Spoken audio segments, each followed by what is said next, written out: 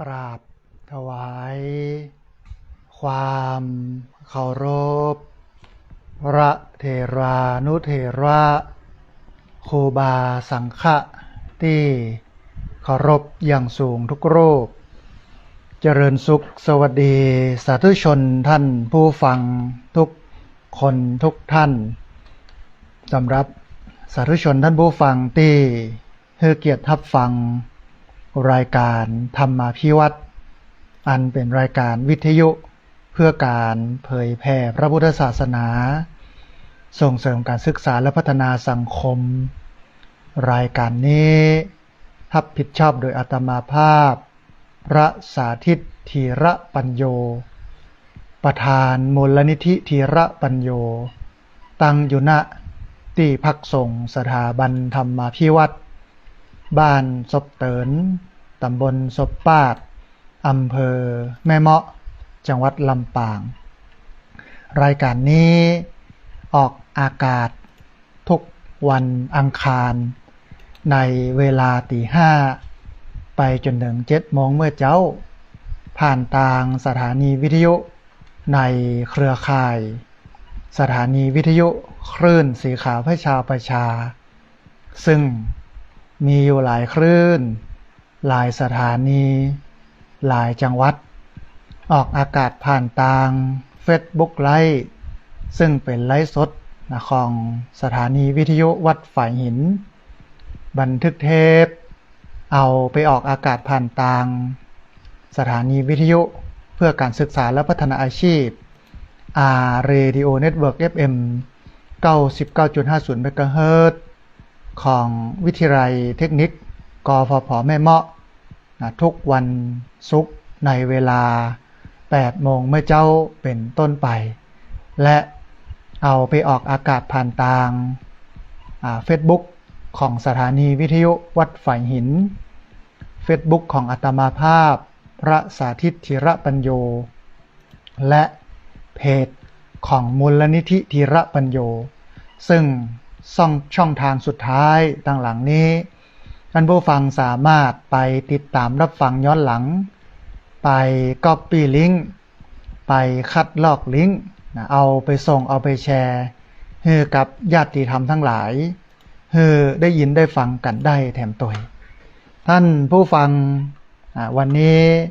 เฮาปะกันในบรรยากาศท้องฟ้าที่อำเภอแม่เมาะจังหวัดลำปางเปล่งใสไว้เนี้ยก็อาจจะเป็นไปตามที่กรมอุตุนิยมวิทยาเพิ่นบอกว่าปีนี้จะแล้งเน้อนะน้ำจะน้อยนะแม่เมาะก็ประมาณนี้นะฮะตามที่กรมอุตุนิยมวิทยาเพิ่นถึงประกาศแต่ว่าอันจังหวัดอื่นๆเนาะบ่แน่ใจว่าจะเป็นอย่างนี้ก็เพราะฉะนั้นท่านผู้ฟังอาจจะต้องพอกอยเน้อนะระมัดระวังตัวเก่าในเรื่องของน้ำป่าไหลหลากดินโคลนถล่มน้ำล้นตลิ่งนะแล้วก็สัตว์สิ่งหิ่งห้อยเนาะที่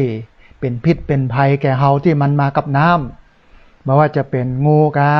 นะไม่ว่าจะเป็นตะเข็บตะขาบแมงป่องรวมไปจนถึงยุงด้วยเนาะซึ่งเป็นพาหะนำโรคหลายโรคนะไม่ว่าจะเป็นโรคมาลาเรียโรคไข้เลือดออกนะโรคชิกุนกุนยานะฮะแล้วก็ในช่วงนี้เนี่ยเป็นข่าวค่อนข้างที่จะดังโดยเฉพาะพี่น้องจังหวัดแปร่เรื่องของการกินอาหารนะซุบๆดิบๆนะกินลาบหมูเนี่ยนะมันทำให้เกิดเป็นโรคหูดับนะฮะเป็นอันตรายต่อชีวิตเพราะฉะนั้นท่านผู้ฟังเฮาใช้ชีวิตโดยความบ่ประมาทนะตามคำสอนของพระพุทธเจ้าที่พระองค์ได้วางไว้ให้เฮาใช้ชีวิตด้วยความที่บ่ประมาทคือมีสติสัมปชัญญะในการใช้ชีวิตในการดำเนินชีวิตเพื่อให้เฮานั้นอยู่ม่วนอยู่ดีมีสุขนะฮะทีนี้ท่านผู้ฟังท่านใดที่ติดตามรับฟังทางวิทยุเนาะตักข้อความมาทางแชทของ Facebook อาตมาภาพหรือในหน้า Facebook ของอาตมาภาพก็ได้เพราะว่าไลฟ์สดอยู่ในขณะนี้นะฮะแจ้งกำนึงว่าสัญญาณวิทยุเป็นได้พ้องนะชัดบ่ชัดอย่างใดนะแต่ว่าสัญญาณทางไลฟ์สด Facebook เนี่ยชัดเจนดีนะญาติโยมก็ค่อยๆทยอยเข้ามารับฟังกันนะฮะพี่น้องอำเภอฝางเนาะบอกว่า สถานีวิทยุที่เมืองฝางเป็นได้พ่องนะท่านอาจารย์พระครูอภิวัฒนวิกรมได้ซ่อมแซมนะได้แปลงได้ไปเรียบร้อยแล้วบอกว่าได้ออกอากาศกันก่อนเนี่ยนะเดี๋ยวก็แจ้งมากำนึงเนอะนะฮะว่าชัดเจนบ่ชัดเจนอย่างใดนะฮะท่านผู้ฟังในวันนี้จะพาท่านผู้ฟังไปเรียนรู้เรื่องของอันกิงสุโกปมะสูตรเรื่องของต้นไม้นะฮะซึ่งเรื่องต้นไม้ที่พระพุทธเจ้าแสดงเนี่ยมันมีธรรมะมีสาระที่ซ่อนอยู่นะในต้นไม้นั้นคือหลายคนพอต้นไม้ถ้าหน้าแล้งใบของต้นไม้นั้นมันเป็นฮ้องว่ามันพัดใบหมดแล้วมันเป่งลึงก็จะเข้าใจว่าก็ไม่นี่บ่มีใบเฮ้ยอันนี้พอหน้าแล้งนะบ่กองไปพอหน้าฝนใบมันปุมันโป่งเนาะพอโดนน้ำฝนก็บอกว่าก็ไม่นี่ปุโป่งจัดดีเนี่ยมันเป็นอย่างอี้คือเขาก็มองต่างวาระมองต่างมุมกันน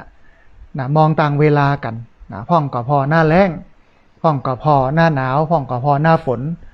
พ่องก็พอหน้าใบไม้ผลินะใบไม้ร่วง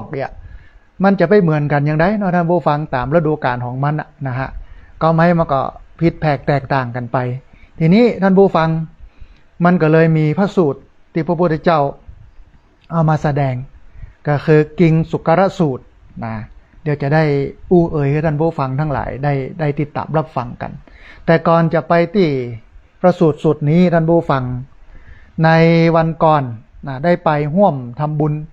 กับพี่น้องวัดโสภณารามห้วยงูในตำบลสันทรายอำเภอฝางจังหวัดเชียงใหม่ได้ร่วมกันเอาหงตาลไปออกเลี้ยงพี่น้องนะฮะแล้วก็ได้ร่วมกันไปกินไปตานกันนะเป็นดีม่วนดีงันนะฮะแล้วก็มีญาติโยมที่เปิ้นมาทำบุญนะฮะกับอาตมาภาพเอามาอุปถัมภ์บำรุงที่พักสงฆ์เป็นการน้ำกาไฟแต่ว่าอาตมาภาพก็บอกว่าขอยืมใจก่อนเนอะตอนนี้นะหญ้ามันนักล้ำไป ฝนมันตกท่านผู้ฟังแต่ว่าบัดตกนักตกหยดย้อยตกเปาะแปะอีกแต่มันก็เป็นเหตุที่ทำให้หญ้ามันโป่งเร็วเพราะฉะนั้นเดี๋ยวมาหาก้านน้ำมันตัดหญ้าเหี่ยก่อนนะฮะกระจับพอดีกับญาติโยมที่ให้หอมกันเข้ามานะฮะตัดเตื้อหนึ่งเนี่ยท่านผู้ฟังที่38 ไร่นะตัดเตื้อหนึ่งก็เป็นหมื่นนะตัดหญ้าเตื้อหนึ่งนี่นะไม่ใช่ธรรมดานะเป็นหมื่น มันหนักหนาจารีแต่ก็ยังดีที่ญาติโยมได้ร่วมทำบุญกันมานะฮะเดี๋ยวจะอ่านรายชื่อญาติโยมที่ร่วมทำบุญกันมาก่อนเนาะมีแม่บัวลันจำปาอิ่มนะฮะบ้านบวกค้างสันกำแพงเชียงใหม่นะได้ร่วมบุญมามีครอบครัวฤทธิชัยเชิดชัยฤทธิ์นะฮะได้ร่วมทำบุญมามีแม่บัวเงินราชบุรุษร้านตองลาดหน้าลำปางพี่น้องแม่ทะอนุโมทนาบุญกับแม่บัวเงินราชบุรุษร้านตองลาดหน้านะฮะมีป้อวิรัตแม่สายพินคำทิพย์บ้านท้องฝายตำบลเหล่ายาวอำเภอบ้านโฮงจังหวัดละปูนเนาะมีแม่บัวเร็วตะฟันบ้านโป่งหนองนะฮะวปปนี่ก็คือเวียงป่าเป้านะมันมีสัญลักษณ์ว่าหรอวปปเวียงป่าเป้ามียายเทียนแก้วหนองยางนะบ้านนาดูเนาะตำบลวังเงินได้ร่วมทำบุญมามีแม่บัวพัดกุลันนะบ้านต้นซานตำบลแม่ศูนย์อำเภอฝางนะฮะมีคนโยมสุจินอภิวงศ์ได้ร่วมทำบุญมามีแม่อามรถดำบ้านปางปอยวันนั้นเนี่ยนอกจากจะไปถวายเทียนเข้าพรรษาแล้วก็ยกชัด4 ธาตุก็คือ4 ทิศมันก็ยังมีแหมงานหนึ่งคือบ้านปางปอยเปิ้นกำลังสร้างเจดีย์กันอยู่หั่นอาตมาก็ได้ร่วมบุญไปแม่อามกดดำนี่เปิ้นอยู่บ้านปางปอยอำเภอฝางนะฮะได้ร่วมทำบุญมามีคนโยมชดาพรเปียขันอันนี้บ้านใหม่พัฒนาจังหวัดลำปางมีคนโยมนงลักษ์ชัยชนะบ้านใหม่อำเภอแม่ทะจังหวัดลำปางมีแม่น้อมสุภาวงศ์บ้านตาจ้างอำเภอเวียงหนองล่องจังหวัดละปูนมีคนโยมสมานชมพู บ้านปากตางเจริญอำเภอดอยลอเนาะมีแม่แก้วสายทองนะอันบ้านใหม่อำเภอแม่ทะจังหวัดลำปาง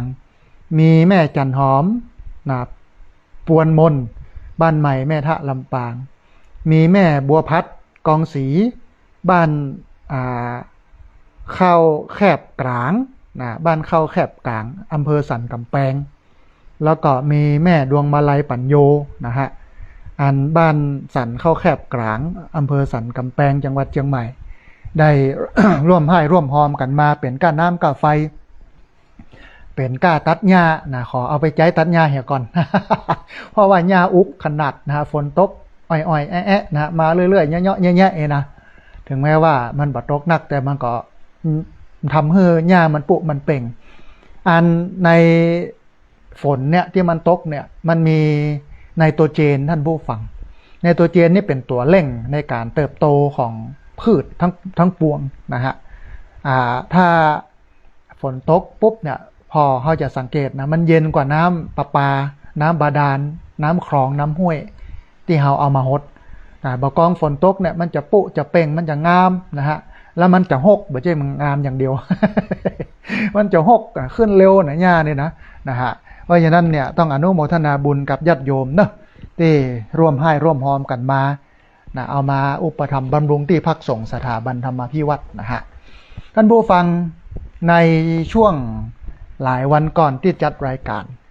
ก็ได้อู้เอ่ยกันถึงเรื่องอันพระธาตุเจดีย์เนาะบอกว่าจะเป็นอันการแบ่งพระบรมสารีริกธาตุออกเป็นปุ่นเป็นส่วนตลอดจนถึงการปรินิพพานของพระพุทธเจ้ากรรมสั่งเสียครั้งสุดท้ายของพระองค์แล้วก็เรื่องของงานพระธาตุประจำปีเกิดนะฮะที่อู้เอ่ยเนี่ยก็เพราะว่าต้องการเกริ่นนะให้ท่านผู้ฟังทั้งหลายได้ฟังกันว่าในการสร้างพระธาตุเจดีย์อันดับหนึ่งเนี่ย มันเป็นการปฏิบัติตามคำสั่งสอนของพระพุทธเจ้าพระพุทธเจ้าได้ตรัสไว้หรือว่าได้อู้ไว้ก่อนที่พระพุทธเจ้าจะปรินิพพานว่าถ้าเฮาได้ตายไปแล้วก็ขอให้พุทธศาสนิกชน สร้างสถูปเจดีย์พระธาตุไว้ตามทิศทั้ง4นะหรือว่าตาม4แยก3แยกที่คนพลุกพล่านอย่างเงี้ยเนาะในปูในป่าอย่างเงี้ยนะฮะแล้วก็ขยายออกไปคำว่าคนที่จะสร้างพระธาตุนะเอากระดูกเอาอธิธาตุไปไว้ในสถูปเจดีย์เนี่ยก็มี1พระสัมมาสัมพุทธเจ้า2พระปัจเจกพุทธเจ้า3พระอรหันต์นะพระสาวกแล้วก็ท้ายที่สุดก็คือพระเจ้าแผ่นดินนะฮะ4จำพวกเนี้ยควรจะสร้างสถูปเจดีย์นะฮะแล้วก็เกริ่นไว้กับญาติโยมว่าที่พักสงฆ์สถาบันธรรมพิวัตรนะได้กึดล่ามสร้างแปลงเจดีย์นะฮะก็ยังบ่แล้วเสร็จเตื้อนะอันมีอยู่ประมาณ3ระยะนะตอนนี้ได้ระยะที่1แต่ว่าแน่นหนาสาหัสนะขุดลงไปในดินเอารถไมโครขุดดูปดโต้จัดลึกนะฮะเสร็จแล้วก็ฝังเสาเข็มฝังโน่นนี่นั่นอย่างไหวก่อขึ้นมาเทปูนขึ้นมาทีนี้เหลือก่ออย่างเดียวท่านผู้ฟังนะงบประมาณก็จะใช้อยู่ที่600,000 บาทนะฮะเป็นโครงอยู่เนี้ยนะเมินละนะเพราะฉะนั้นอาตมาภาพก็เลยเกริ่นนะเรื่องสร้างพระธาตุไว้กับญาติโยมแล้วทีนี้เมื่อเกริ่นไปแล้วนะก็บอกช่องทางในการสนับสนุนเสร็จแล้วก็มีคนมาสนับสนุนนะฮะในการสร้างพระธาตุเดี๋ยวจะได้อ่านรายชื่อเนาะญาติโยมนะที่ร่วมทำบุญการสร้างพระธาตุเจดีย์นะฮะญาติโยมที่ร่วมทำบุญสร้างพระธาตุเจดีย์สุขเจริญซึ่งจะประดิษฐานอยู่ณที่พักสงฆ์สถาบันธรรมพิวัตรบ้านศพเตินตำบลศพปาดอำเภอแม่เมาะจังหวัดลำปางนะก็มีแม่จันเรือนใสนะแม่รัตดากาวิรชัยคุณป้อบุญชูกาวิรชัยคุณกิษณากาวิรชัยคุณชานุภาพมั่งมีคุณอัญชรีคำพรหมคุณพูนทรัพย์คำพรหมแล้วก็แพทย์หญิงปิยพันธ์วรรณสุขนะฮะสุดท้ายคุณธีรศักดิ์เหล่ารอดเทพท่านนี้ท่านผู้ฟังได้ร่วมทำบุญสร้างพระธาตุเจดีย์นะฮะถวายไว้ในพระพุทธศาสนาประดิษฐานอยู่ณที่พักสงฆ์สถาบันธรรมพิวัตรบ้านศพเตินตำบลศพปาด อำเภอแม่เมาะนะจังหวัดลำปางเพราะฉะนั้นท่านผู้ฟังท่านใดที่รับฟังแล้วเกิดจิตศรัทธาเนาะอยากให้สร้างธาตุเจดีย์นะฮะเฮือแล้วเฮือเสร็จตอนนี้ก็ได้หนักละนะฮะอย่างน้อย 30-40% เนาะเหลือแหมประมาณสัก 50-60% นะฮะก็สามารถทำบุญได้ที่ธนาคารกรุงไทยชื่อบัญชีที่พักสงฆ์สถาบันธรรมาภิวัตรหมายเลขบัญชี 5360755318เป็นธนาคารกรุงไทยชื่อบัญชีที่พักสงฆ์สถาบันธรรมาภิวัตรหมายเลขบัญชี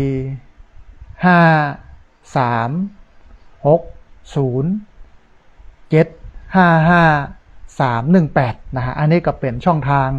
ในการทำบุญสร้างพระธาตุเจดีย์นะฮะอันที่จริงมันก็เป็นกุศโลบายของอาตมาภาพเฮาได้ไปหันวัดวาที่ครูบาอาจารย์สมัยที่เปิ้นมีชีวิตอยู่เนาะลูกศิษย์ลูกหาก็มากันเต็มนะฮะสร้างแปลงกันไปแต่บอกกองสิ้นเกจิครูบาอาจารย์เนี่ยมันเหมือนมีไผสืบนะมันเหมือนมีไผพอคนก็บอกให้มาละอย่างท้ายที่สุดก็เป็นวัดที่ร้างวัดห่างวัดลุวัดบดีนะฮะน่าเสียดายนะแทนที่มันจะยั่งยืนอาตมาภาพก็วิธีการของอาตมาภาพเนี่ยว่าอย่างนี้อย่างใดเฮือที่พักสงฆ์สถาบันธรรมาภิวัตรเนี่ยมันยั่งยืนเนาะอันแรกเลยก็คือตั้งมูลนิธิขึ้นมานะเพื่อเอามาดูแลเอามาซัพพอร์ตภาษาวิชาการเนี่ยเปิ้นใจว่าเปิ้นใจคำว่าซัพพอร์ตเอามาดูแลที่พักสงฆ์นี้นะอันนี้อันดับแรกอันที่สองมันต้องแปลงอย่างสักอย่างหนึ่งเอาไว้ที่นี่นะเพื่อให้คนมากราบให้คนมาปฏิบัติทำให้คนมาหาก็เลยกึศในใจว่าพระพุทธเจ้าเนี่ยเปิ้นตรัสไว้หรอว่าถ้าเฮาปรินิพพานไปแปลงสถูปไปเนอะแล้วก็เอาอธิธาตุเอาพระบรมสารีริกธาตุไปไว้ในหั่นเฮาก็กึศในใจว่าบ้านตั้งเหนือเฮานี่นะเวลาที่ไหนมีพระธาตุเพิ่นก็จะห้องม่อนธาตุถ้ามันอยู่ที่สูงเนาะม่อนธาตุวัดดอยธาตุวัดดอยพระธาตุเฮาแผงพระธาตุละไว้นี่สักองค์หนึ่งองค์ใหญ่นะกว้างสัก4 เมตรสูงสัก9 เมตรก็พอแล้วหมอกอมปอมเนี่ยมันก็เป็นที่ทำให้ผู้คนพุทธศาสนิกชนจะต้องมาพัดมาเพี้ยวล่ะมีงานประเพณีประจำปีส่งน้ำธาตุงานปฏิบัติธรรมถวายพระธาตุทำบุญถวายพระธาตุด้วยการปฏิบัติธรรมเป็นที่จูงใจหรือว่าเป็นอันลักยึดเหนี่ยวของพุทธศาสนิกชนแถวนี้นะฮะก็เลยกึศแปลงพระธาตุขึ้นมานะเพราะฉะนั้นท่านใดที่มีจิตศรัทธาเนาะอยากจะร่วมทำบุญสร้างพระธาตุก็เรียนเชิญเจริญพรได้ร่วมทำบุญกันได้ที่ธนาคารกรุงไทยชื่อบัญชีที่พักสงฆ์สถาบันธรรมาภิวัตรหมายเลขบัญชี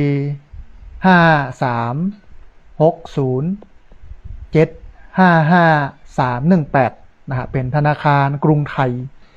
ชื่อบัญชีที่พักสงฆ์สถาบันธรรมาภิวัตรหมายเลขบัญชี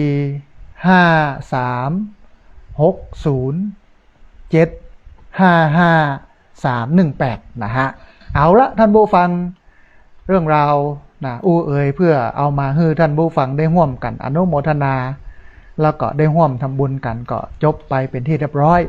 ต่อไปนี้เป็นเรื่องธรรมะล้วนๆนะซึ่งเป็นธรรมะของเฮานะฮะวันนี้เนี่ยอาตมาภาพได้ยกเอากิงสุโกปมะสูตรเป็นสูตรที่กันถึงเรื่องต้นไม้แต่เฮ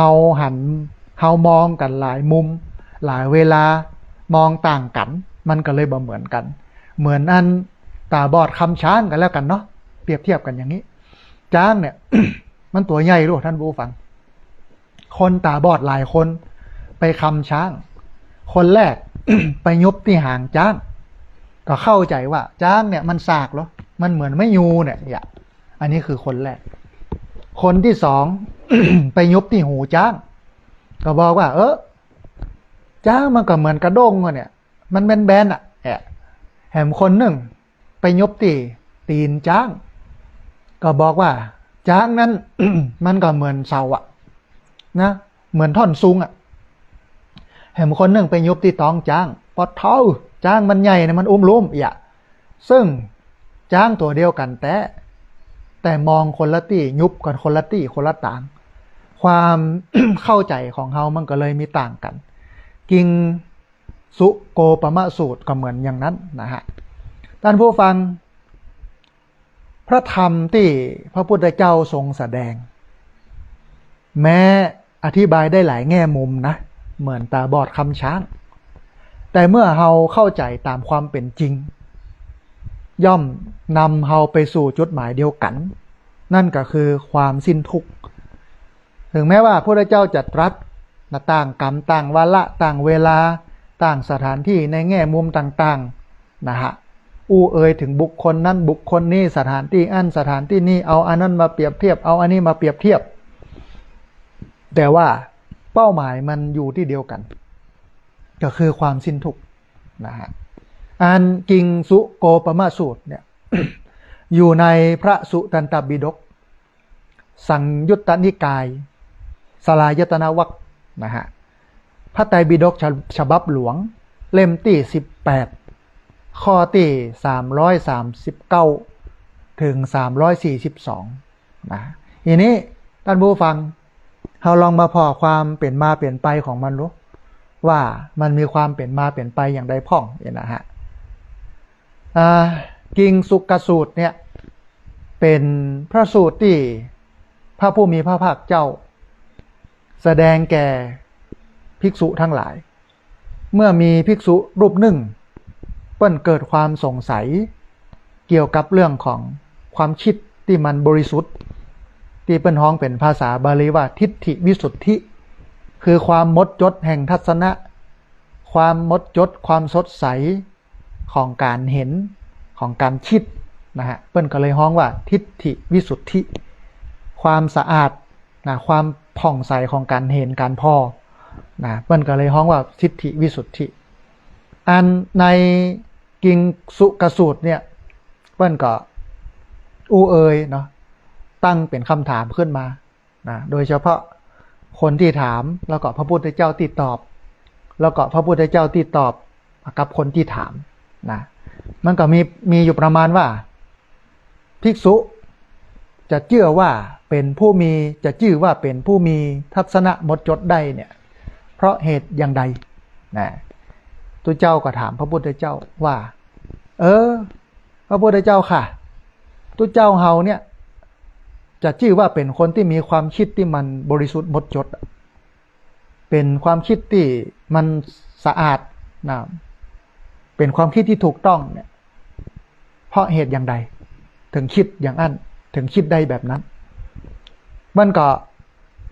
กันในหมู่ทุกเจ้านะก่อนที่พระพุทธเจ้าเปิ้นจะตรัสตอบก็บอกว่าทุกเจ้าในที่หั่นก็บอกว่าคนหนึ่งบอกว่าใครเฮียนพระไตรปิฎกนักที่สุดก็ชื่อว่าเป็นคนที่มีทิฏฐิคือความคิดเห็นที่มันบริสุทธิ์อันนี้ก็มีเหตุผลนะเอาปริยัตินะก็คือการศึกษาพระไตรปิฎกมาเป็นอันตัวตั้งเนาะคนแห่งรูปหนึ่งตัวเจ้าแห่งรูปหนึ่งแห่งตนหนึ่งก็บอกว่าไผ่นั่งสมาธิได้เมินที่สุดอันเนี้ยคือคนที่มีทัศนคติมีทิฏฐิความเห็นที่มันถูกต้องดีงามนะแห่งตนหนึ่งนะก็บอกว่าบัดใจไผ่ที่มีชื่อเสียงที่สุดกะคนที่มีชื่อเสียงที่สุดเนี่ยเป็นคนที่มีทิฏฐิวิสุทธิมีกำกึดกำเห็นที่มันถูกต้องนะทีนี้ท่านผู้ฟังมันก็เกิดคำถามนะขึ้นว่าเมื่อใดจึงจะฮ้องว่าหันทำอย่างถูกต้องตามความเป็นจริงซึ่งมันเป็นคำถามสำคัญของคนที่ปฏิบัติทุกยุคทุกสมัยนะฮะเป้าหมายของพุทธศาสนาเนี่ยคือการมองโลกตามความเป็นจริงภาษาพระเป็นใจคำว่ายะถาภูตะญาณทัศนะคือมองโลกตามความเป็นจริงและทีนี้มันก็เกิดคำถามขึ้นว่าแล้วเมื่อใดเราจะได้ชื่อว่าเป็นคนที่มีความคิดเห็นที่มันถูกต้องตามความเป็นจริงหรือทำอย่างไรเราถึงจะหันว่า เฮาถึงจะหันความเป็นจริงของโลกและชีวิตนะฮะทีนี้ท่านผู้ฟังมันก็มีตุเจ้าที่สงสัยบ่ได้เข้าเฝ้าพระพุทธเจ้าทันทีแต่ก็ไปถามตุเจ้าหลายๆรูปโดยเฉพาะที่เป็นพระผู้ใหญ่แต่ละรูปก็ตอบต่างกันนะแต่ละรูปก็ตอบต่างกันพ่องก็ตอบไปตังใต้พ่องก็ตอบไปตังเหนือพ่องก็ตอบไปตังล่างพ่องก็ตอบไปตังบนจนดูเหมือนมันคัดแย้งกันจึงเกิดความลังเลว่าคำตอบใดคือคำตอบที่ถูกต้องคำตอบใดมันเป็นคำตอบที่ถูกต้องไปถามครูบาอาจารย์รูปนั่นก็ว่าหันอย่างรูปนี้ก็ว่าหันอย่างรูปปุ้นก็ว่าหันอย่างนะฮะคำตอบของพระเถระแต่ละรูปเนี่ยถึงแม้ว่ามันจะตอบแตกต่างกันท่านผู้ฟังแต่คำตอบมันล้วนจี้ไปสู่การเห็นทำตามความเป็นจริงคือมันต่างกันแต่เป้าหมายเดียวกันทางไปต่างกันแต่เป้าหมายเดียวกันวิธีการต่างแต่เป้าหมายเดียวกันก็ยังเฮาจะไปกรุงเทพอันดับแรกเลยเดินไปก็ถึงแต่มันใช้เวลาปดโทษบอกว่าจะกี่เดือนกี่ปีพวกเนี่ยเตียวไปแต่สมัยตะก้อนเป็นอย่างนั้นแต่โลกเตียวเดินไปใกล้ค่ำที่ไหนก็ยั่งท่านนึ่งข้าวเป่าไฟกินข้าวนอนแจ้งมาก็นึ่งข้าวเป่าไฟกินข้าวอิ่มข้าวเสร็จแล้วก็เตียวต่อบางคนบัดเตียวปั่นรถถีบบางคนบัดปั่นรถถีบขี่งัวขี่ควายขี่ล้องัวล้อควายขี่ม้าขี่จ้างไปตันสมัยขึ้นมาหน่อยขี่รถถีบขี่รถเครื่องขี่รถยนต์ตันสมัยขึ้นมาหน่อยนั่งเครื่องบินแต่มันเป้าหมายเดียวกันโลกแต่วิธีการไปเนี่ยมันต่างกันนะฮะเราลองมาพอตัวอย่างครูบาอาจารย์ที่เปิ้นตอบตุเจ้าไปถามว่าจะได้ให้ความคิดมันบริสุทธิ์มันถูกต้องตามความเป็นจริงเห็นถูกต้องตามความเป็นจริงนะฮะเช่นบางรูปเนี่ยตุเจ้าบางตนเนี่ยครูบาเถระบางตนก็บอกว่าผู้ใดรู้ความเกิดและความดับของอายตนะก็คือตาหูจมูกลิ้นกายใจภายในภายนอกย่อมมีความคิดหมดจดอายตนะเป็นจุดเริ่มต้นของการรับรู้อารมณ์ทั้งหมดอันนี้ก็เป็นคำอู้ที่มีเหตุมีผลมีเหตุมีผลว่ามันอาจจะเป็นอย่างอี้แตะผู้คนใดรู้ความเกิดและความดับของตาหูจมูกลิ้นกายใจทั้งภายในทั้งภายนอกก็คือตาเห็นหูได้ยินหูดังได้ดมกลิ่นลิ้นได้ลิ้มรสกายได้ถูกต้องสัมผัสจิตใจนึกคิดภายนอกก็คือหูภายในก็คือเห็นภายนอกก็คือกลิ่นภายในก็คือได้กลิ่นภายนอกก็คือเสียงภายในก็คือการได้ยินอย่างเงี้ยย่อมมีความคิดหมดจดแล้วก็ครูบาอาจารย์ที่เปิ้นอู้เรื่องนี้ก็ย้ำว่าอายตนะคือตาหูจมูกลิ้นกายใจเป็นจุดเริ่มต้นของการรับรู้อารมณ์ทั้งหมดมันก็แต่เนาะถ้าเราหันแล้วเราบอกมีสติมันก็จะเกิด3อย่างขึ้นมาคือโลภโกรธหลงได้ยินแล้วก็บ่มีสติการได้ยินนั้นได้ยินโดยที่ไม่มีสติมันก็จะเกิดโลภโกรธหลงมันเป็นเหตุของงานจุดเริ่มต้นของการทับหูทั้งปวงนะฮะอันนี้รูปแรกคือถ้าเปรียบเทียบตาเห็นรูปหูได้ยินเสียงหูดังได้ดมกลิ่นลิ้นได้ลิ้มรสกายกระทบหรือว่าถูกต้องสัมผัสจิตใจนึกคิดจึงเกิดผัสสะคือการสัมผัสแล้วก็เกิดเวทนาคือการรู้สึกและการปรุงแต่งตัวมามันเริ่มต้นที่ผัสสะคือการสัมผัสตาไปสัมผัสหูไปสัมผัสเสียงหูดังไปสัมผัสกลิ่นลิ้นไปสัมผัสรสกายไปถูกต้องสัมผัสจิตใจนึกคิดถ้ากระบวนการของการสัมผัสเหล่านี้ไม่มีสติเข้าไปกำกับสิ่งที่เราเห็นสิ่งที่เราได้ยินสิ่งที่เราได้กลิ่นสิ่งที่เราได้ลิ้มรสสัมผัสถูกต้องจิตใจนึกคิดมันก็จะเกิด3อย่างขึ้นมาคือ1ชอบก็คือโลภะ2ไม่ชอบก็คือโทสะ3หลงก็คือโมหะ ซึ่ง3ตัวนี้บดีเสี่ยงตี้อ่ะ แต่ถ้ามีสติไปเป็นตัวกำกับปั๊บการหันก็หันดีเป็นกุศลแทนที่จะหันเป็นแบบชั่วคิดแบบชั่วก็ไปคิดแบบดีอย่างนี้เป็นต้นนะฮะทีนี้มันก็มีแหมรูปหนึ่งแหมตนหนึ่งครูบาอาจารย์แหมตนหนึ่งก็บอกว่าคนใดรู้ความเกิดและความดับของการยึดถือขันธ์ห้าย่อมมีทัศนะก็คือมีความคิดหมดจดตะกี้นี่อู้ถึงเรื่องอายตนะตาหูจมูกลิ้นกายใจถ้าดับถ้าไปหูเรื่องผัสสะคือการกระทบของหูที่เข้ากับตาเสียงที่เข้ากับหูกลิ่นที่มันเข้าหูดังได้เนี่ยมันก็จะมีทัศนคติ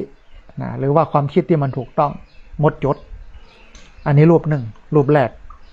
ส่วนรูปที่สองเป็นว่าบัจจัยอย่างอันคนใดหูความเกิดและความดับของร่างกายหรือว่าขันธ์ห้าเนี่ยย่อมมีทัศนะหมดจดใครคนใดที่หูเรื่องการเกิดดับการเกิดขึ้นตั้งอยู่ดับไปของร่างกายจิตใจเนี่ยย่อมมีทัศนคติคือความคิดหมดจดขันธ์ห้าเนี่ยท่านผู้ฟังมันก็แบ่งออกเป็นหนึ่งโหบก็คือร่างกายเฮาสองนามก็คือสิ่งที่เป็นความรู้สึกทั้งหมดมีอยู่สี่ถ้ามันมีห้าเนี่ยมันก็แบ่งอันที่หนึ่งก็คือโหบก็คือร่างกาย ขออภัยท่านผู้ฟังเวทนาความรู้สึกสัญญาความจำได้ไม่รู้สังขารคือการปรุงแต่งวิญญาณคือการรับรู้อันนี้เป็นนามธรรมแบ่งเป็นสองอย่างทีนี้ท่านผู้ฟังห้าอย่างเนี้ยรวมกันก็เป็นร่างกายจิตใจของเฮาแต่สิ่งที่เฮาฮ้องว่าตัวเฮาเนี่ยแท้ที่จริงแล้วมันก็อาศัยขันธ์ห้านี้เมื่อเฮาหันว่าขันธ์ทั้งห้าน่ะล้วนมันบ่เที่ยงมันล้วนบ่เที่ยงมันล้วนเกิดขึ้นแล้วดับไปจิตเฮาเนี่ยมันย่อมคลายจากความยึดถือเป็นตัวตนเมื่อคลายความยึดถือเนี่ยความคิดมันก็เป็นความคิดที่ถูกต้องดีงามเป็นห้องว่าทัศนคติหมดจดนะฮะเพราะฉะนั้นอันนี้ก็ถูกเหมือนกันรูปที่สองเนี่ยก็อู้ถูกมีเหตุมีผลนะน่าเชื่อถือนะว่าการที่เฮาหูการเข้าไปยึดมั่นถือมั่นในขันธ์ห้าว่ามันเป็นรากเหง้าของความทุกข์การเข้าไปยึดมั่นถือมั่นในร่างกายในรูปในร่างกายในความรู้สึกในความจำในการปรุงแต่งในการรับรู้เนี่ยมันเป็นทุกข์เมื่อเฮาหูแล้วปุ๊บเฮาก็จะดับทุกข์นั่นก็หมายความว่าไม่ยึดถือเฮาปล่อยเมื่อเฮาปล่อยแล้วเฮาก็จะหมดทุกข์ถ้าเฮายึดถือเฮาก็จะทุกข์มันก็ตึงแต้เนาะคนบักเก่าเพิ่นก็เลยบอกว่ายึดไว้ก็หนักกักไว้ก็ทุกข์ปล่อยวางว่างเว้นจึงเป็นสุขปล่อยวางกันพ่องเนาะท่านผู้ฟังเนาะเหมือนคนบักเก่าอ่ะคาถาหรือกำอู้ของคนบักเก่านี่มันเน็ตนะเพิ่นใจกันว่าไอ้หยังฮู้ก่อท่านผู้ฟังใจกันว่าจ้างมันเตอะไอ้หยังจะเป็นไปก็จ้างมันเตอะจ้างมันเตอะมีคนมาเล่าป้าดีอันป้าสี่เล่าขวัญป้าดีถ้าป้าดีนี่แบบมีธรรมะเนาะก็จะไปทะเลาะวิวาทกับป้าสีแล้วนะแต่ป้าดีเปิ้นมีธรรมะเปิ้นก็บอกว่าจ้างมันเตอะมันแล้วไปเตอะจ้างมันเปิ้นใครว่าก็ว่าปากอยู่ที่เปิ้นโลนั่นมันก็จบต้นนี่ฮะความตุกมันจะเอาที่ไหนมาเนี่ยแต่ถ้าบ่จบนะไปด่ากันไปว่ากันบุบโหตีตากันมันก็จะเป็นเรื่องเป็นราวอันนี้คือรูปที่สองที่เปิ้นตอบตุเจ้านะฮะบักกองไปถามรูปที่สามว่าเนี่ยจะใดให้เฮานั้นมีความคิดที่ดีมีทัศนคติที่มันบริสุทธิ์หมดจดรูปที่สามเนี่ยก็บอกว่าคนใดรู้ความเกิดและความดับของมหาภูตรูปสี่ย่อมมีทัศนคติหรือว่ากำกึดที่มันบริสุทธิ์หมดจดมหาภูตรูปสี่ท่านผู้ฟังเป็นกรรมภาษาบาลีเนาะมหาแปลว่าใหญ่ภูตะเนี่ยก็คือธาตุรูปก็คือรูปมหาภูตรูปก็คือธาตุทั้งสี่นั่นเองธาตุสี่ของเขาเนี่ยมีอย่างพ่องหนึ่งปฐวีธาตุคือธาตุดิน 2อาโปธาตุก็คือธาตุน้ำ3เตโชธาตุก็คือธาตุไฟ4วายโยธาตุก็คือธาตุลมดินน้ำลมไฟร่างกายของเขานี้ท่านผู้ฟังตึงมดตึงเสี่ยงเนี่ยมันประกอบกันขึ้นมาจากธาตุทั้ง4เหล่านี้นะเช่นอันธาตุดินไอ้อย่างที่มันแข็งๆอ่ะเป็นจีนเป็นกระดูกเป็นหนังเป็นเอ็นเนี่ยอันนี้เป็นธาตุดินเนาะที่มันเป็นน้ำหูน้ำตาน้ำโมกน้ำลายสุมาเตะท่านผู้ฟังน้ำอุจจาระน้ำปัสสาวะน้ำดีน้ำไขข้ออย่างน้ำอย่างที่มนอยู่ในร่างกายเนี่ยก็เป็นธาตุน้ำเตโชธาตุก็คือธาตุไฟไออุณหภูมิที่มันทำให้เราอุ่น37 องศาในร่างกายเขาเนี่ยนี่ก็คือธาตุไฟนะวายโยธาตุก็คือธาตุลมเนาะบึดหาวนะสุมาเตะบึดผายลมนะตด อันที่เขาเคลื่อนไหวได้ลุกยืนเดินได้เนี่ยก็ย้อนธาตุลมนะย้อนธาตุลมนะฮะมันแข็งแรงทีนี้เปิ้ลก็เกิดว่าอันร่างกายทั้งหมดของเขาเนี่ยมันประกอบขึ้นจากธาตุทั้ง4เหล่านี้เมื่อเราหันตามความเป็นจริงว่ามันเป็นเพียงแต่ธาตุทั้ง4ที่เกิดขึ้นต้องอันใบเจตัวใบเจตนนะเมื่อเขาเกิดได้อย่างนี้เนี่ยความยึดมั่นถือมั่นว่าเป็นตัวเขาว่าเป็นของเขาเนี่ยมันจะลดลงนี่คือคำตอบของตุเจ้าพระเถระรูปที่3ที่เปิ้ลบอกว่าผู้ใดรู้ความเกิดและความดับของดินน้ำลมไฟของร่างกายผู้นั้นย่อมมีความคิดที่บริสุทธิ์หมดจดนะเป็นความคิดที่ถูกต้องนะอันนี้คือรูปที่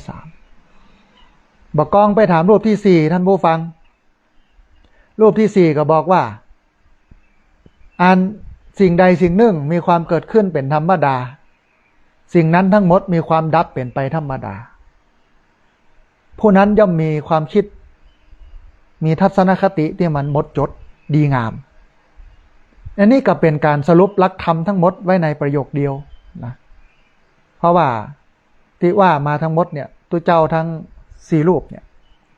รูปแรกไปอู้ถึงเรื่องอายตนะก็คือตาหูจมูกลิ้นกายใจแล้วการสัมผัสตาได้หันหูได้ยินเสียงหูดังได้ดมกลิ่นลิ้นได้ลิ้มรสกายถูกต้องสัมผัสจิตใจนึกคิดถ้าเรามีสติกับการหันนั้นทัศนคติก็ถือว่าเป็นทัศนคติที่ดีการเห็นก็เป็นการเห็นที่ดีนะฮะหูได้ยินเสียงหูมากระทบกับเสียงมาสัมผัสกับเสียงเสียงมาสัมผัสกับหูถ้าเรามีสติกรองเหี้ยเขาก็จะบ่โลภบ่โกรธบ่หลงเพราะว่าทุกครั้งที่ตาเขาหันหูเขาได้ยินเสียงหูดังเขาได้ดมกลิ่นลิ้นเขาได้ลิ้มรสกายได้ถูกต้องสัมผัสจิตใจได้นึกคิดโดยที่ไม่มีสติเป็นตัวกำกับ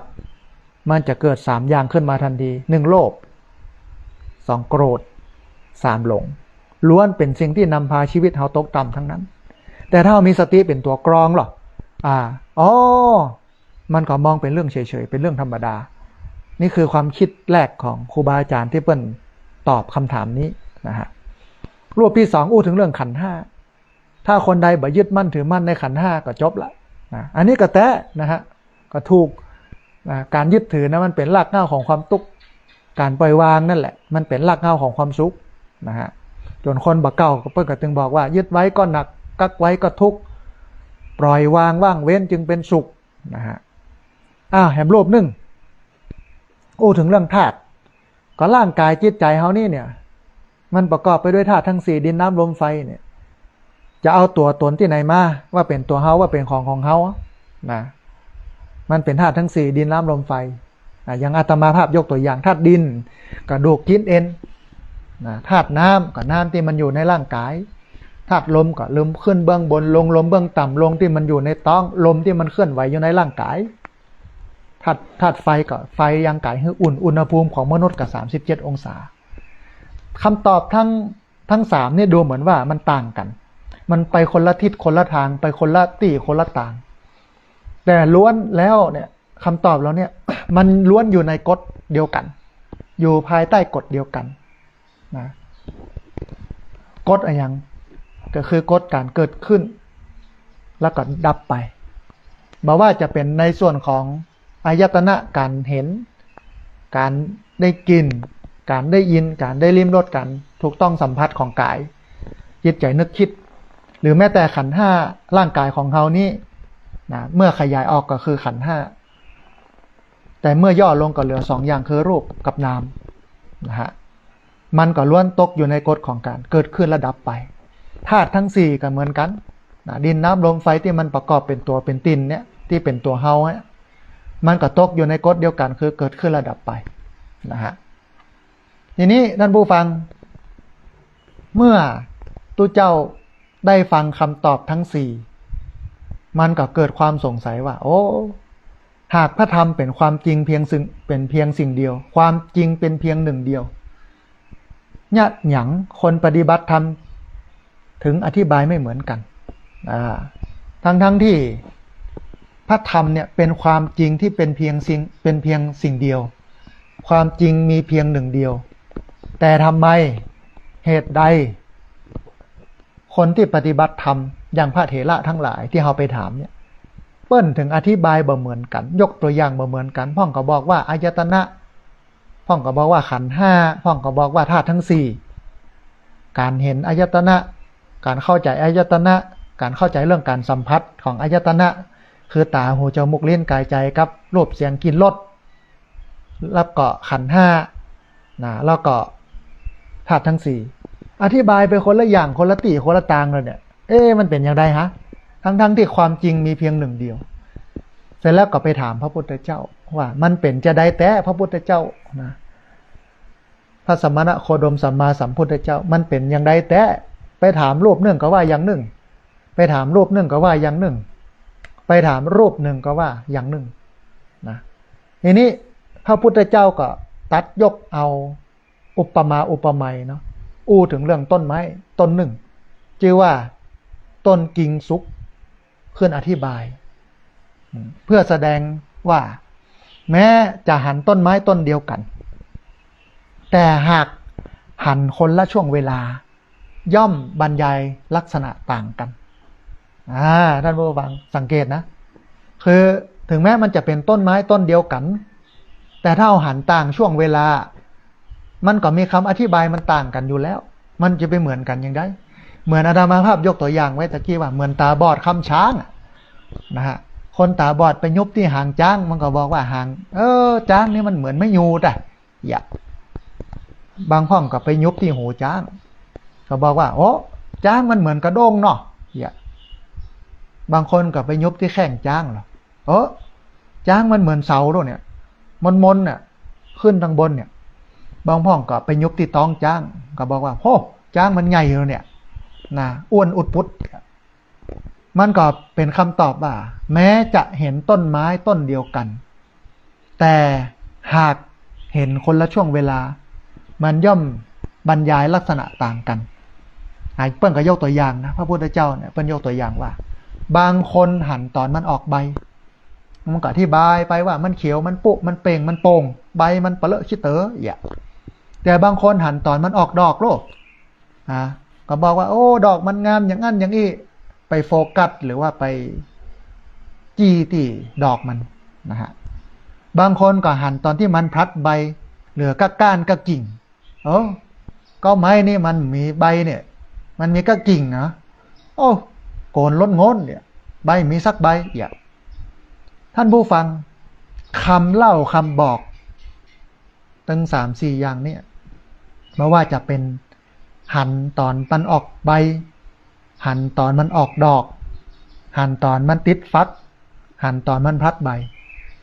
คำบอกเล่ามันก็ย่อมแตกต่างกันเพราะว่าหันต่างช่วงวัยช่วงเวลาช่วงฤดูกาลหน้าฝนก็อย่างหน้าแล้งก็อย่างนะฮะแต่กู้คนกำลังอู้ถึงต้นไม้ต้นเดียวกันฉันใดกับฉันนั้นท่านผู้ฟังธรรมะที่พระพุทธเจ้าทรงแสดงนะแม้อธิบายผ่านร่างกายก็คือผ่านอายตนะคือตาหูจมูกลิ้นกายใจกับการไปสัมผัสกับการหันการได้ยินหูดังได้ดมกลิ่นลิ้นได้ลิ้มรสกายถูกต้องสัมผัสจิตใจนึกคิดหรือแม้แต่เรื่องขันธ์ห้าอธิบายออกไปว่ารูปก็คือร่างกายเวทนาคือความรู้สึกสัญญาคือความจำได้ไม่รู้สังขารก็คือการปรุงแต่งวิญญาณคือการรับรู้ รวมกันแล้วเป็นขันธ์ห้าแยกออกมาเป็นสองอย่างคือรูปและนามมันก็เรื่องเดียวกันหรือแม้แต่จะไปอธิบายเรื่องธาตุทั้งสี่มหาภูตรูปสี่ดินน้ำลมไฟว่าร่างกายนี่มันประกอบขึ้นด้วยธาตุทั้งสี่ดินน้ำลมไฟหรือจะอธิบายเรื่องความเกิดความดับเกิดขึ้นตั้งอยู่ดับไปที่ว่ามาทั้งหมดเนี่ยมันเป็นสิ่งเดียวกันนะภาษาพระเพิ่งเข้าใจกันว่าล้วนชี้ไปสู่ความจริงเดียวกันชี้ไปที่ไหนคือการเห็นสภาวะตามเหตุตามปัจจัยตามเหตุตามปัจจัยแล้วมันก็จะละคลายความยึดมั่นถือมั่นสาระสำคัญมันไม่ได้อยู่ที่ว่าจะไปหันหน้าใดจะไปหันหน้าแล้งหน้าฝนหน้าหนาวจะไปหันต้นไม้นั่นออกดอกออกใบติดฟักพัดใบมันก็แล้วแต่จะเห็นตามช่วงฤดูกาลแต่สาระสำคัญมันอยู่ตรงนี้ท่านผู้ฟังมันอยู่ที่ว่าเราเห็นสัจธรรมในขณะนั้นในฤดูกาลนั้นตามเหตุตามปัจจัยหรือไม่และเราไปคลายความยึดมั่นถือมั่นได้หรือไม่นะฮะอันนี้คือธรรมะของพระพุทธเจ้าเหมือนที่พระพุทธเจ้าแสดงไปแสดงไปเทศให้กับคนที่เปิ้นเป็นชาวประมงมันจะเอาเรื่องอะไรอย่างมาอู้ท่านผู้ฟังมันก็ต้องเป็นเรื่องของชาวประมงเรื่องการจับปูจับป่าเรื่องทะเลอีกอะมันยกตัวอย่างได้ง่ายด้วยเพราะว่าเปิ้นอยู่ตรงนั้นก็ว่าไปเทศให้กับเจ้านาเจ้าให้เจ้านาฟังมันจะไปอู้เรื่องทะเลมันก็ยากเนาะเพราะว่าเปิ้นเปลี่ยนเจ้าให้เจ้านานี้เนาะก็อู้เรื่องให้เรื่องนาเนี่ยกะเรื่องการปลูกการฝังก็ไม่ก็ตอกต้นพริกต้นมะเขือต้นนั้นต้นนี้อย่าไปอู้กับอันช่างปั้นหม้อจะไปอู้เรื่องทะเลกับอู้เรื่องนากันมันก็บ่คือเนาะมันก็อู้เรื่องเอาหม้อเนี่ยมาเป็นอุปมาอุปไมยในการแสดงธรรมนี่คือความแตกต่างที่นำไปสู่เป้าหมายเดียวกันนะฮะเป็นห้องคำว่าแสวงหาจุดร่วมสงวนจุดต่างสร้างความเป็นเอกภาพทางด้านนโยบายแล้วก็มีความหลากหลายในการปฏิบัติแต่เป้าหมายเดียวกันเหมือนกับที่อาตมาภาพยกตัวอย่างเอาไปกรุงเทพเอาไปได้หลายวิธีการบางพ่องเตียวไปปดเท่าใช้เวลาเมื่อนะเป็นเดือนเป็นปีนะก็จะเตียวไปถึงกรุงเทพนะอย่างลำปางไปกรุงเทพอย่างเชียงใหม่ไปกรุงเทพอีกอะเป็น500-600 กิโล700 กิโลอะนะฮะว่าจะไปถึงกรุงเทพก็ปดเท่านะฮะใช้เวลาเป็นเดือนเป็นปีบางพ่องบัดเตียวนะมีงัวหรอขี่งัวไปบางพ่องก็ขี่ควายไปบางพ่องก็ขี่รถถีบบางพ่องก็ขี่รถเครื่องบางพ่องก็รถยนต์รถโดยสารสาธารณะบางพ่องมีเงินน้อยนึงขึ้นเครื่องบินไปแต่เป้าหมายเดียวกันนะคือกรุงเทพนี่ทีนี้ท่านผู้ฟังกิ่งสุกสูตรเนี่ยมันเริ่มต้นด้วยคำถามเรื่องความมดจดความเข้าใจที่แจ่มแจ้งความคิดเห็นที่ถูกต้องของการเห็นการคิดแล้วก็มันแสดงให้เห็นว่าพระธรรมเนี่ยมันสามารถอธิบายได้หลายแนวทางโดยที่บังคับกันคนปฏิบัติเนี่ยบ่ควรยึดว่าแนวอธิบายใดถูกต้องที่สุดบ่ควรอธิบายว่าแนวอธิบายใดถูกต้องที่สุดแต่ควรพิจารณาว่าแนวทางนั้นเนี่ยมันนำไปสู่การหันความจริงของธรรมะหรือการเกิดขึ้นและดับไปของสภาวะธรรมหรือไม่เมื่อหันอย่างนั้นเนี่ยความยึดมันย่อมลดลงปัญญามันเกิดมันก็จะเจริญขึ้นอันนี้ตอนที่หนึ่งนะทีนี้ท่านผู้ฟังมันมีการสรุปนะทิฏฐิวิสุทธิคือการเห็นที่มันถูกต้องความคิดที่ถูกต้องความเห็นที่ถูกต้องมันมีแนวทางตอบอยู่4แนวทางก็ไปถามกับพระเถระ4 รูปพระเถระ4 รูปนั้นก็ตอบต่างกันหมดนะไปถามรูปแรกก็บอกว่าอายตนะถ้าเราเห็นอายตนะคือการสัมผัสตาหันหูหูได้ยินเสียงหูดังได้ดมกลิ่นลิ้นได้ลิ้มรสกายได้ถูกต้องสัมผัสหาหูมันสัมผัสแล้วก็มีสติอยู่กับมันเนี่ยและหันการเกิดดับของมันอันนั้นคือทัศนคติวิสุทธิทิฏฐิวิสุทธิคือการเห็นที่ถูกต้องอันนี้ก็ถูกตามหลักเหตุผลแต่มาเนื่องก็บอกว่าก็ไปหันขันธ์ 5กะหันรูปก็คือร่างกายเวทนาความรู้สึกสัญญาคือความจำได้ไม่รู้ สังขารคือการปรุงแต่งนะวิญญาณคือการรับรู้แล้วก็แยกออกมาอันอย่างเป็นรูปอันอย่างเป็นนามอันนี้คือทัศนวิสุทธิความเห็นที่มันถูกต้องนะอันนี้ก็ถูกตามเหตุผลของเพื่อนนะแหมรูปหนึ่งตนที่สามเมื่อไปถามตนที่สามก็บอกว่าโอ้ธาตุสี่กับดินน้ำลมไฟนี่ร่างกายของเราประกอบไปด้วยธาตุทั้งสี่ดินน้ำลมไฟ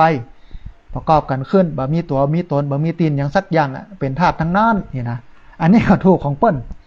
นะฮะแล้วไปถามเห็นรูปหนึ่งรูปสุดท้ายก็บอกว่าความเกิดความดับทั้งหลายเนี่ยนี่คือทัศนะเห็นการเกิดดับของสิ่งทั้งหลายโดยเฉพาะร่างกายเราคือหันห้าหันในอายตนะคือการสัมผัสหันในธาตุทั้งสี่คือดินน้ำลมไฟเนี่ยอันนี้คือความคิดเห็นที่ถูกต้องนะฮะ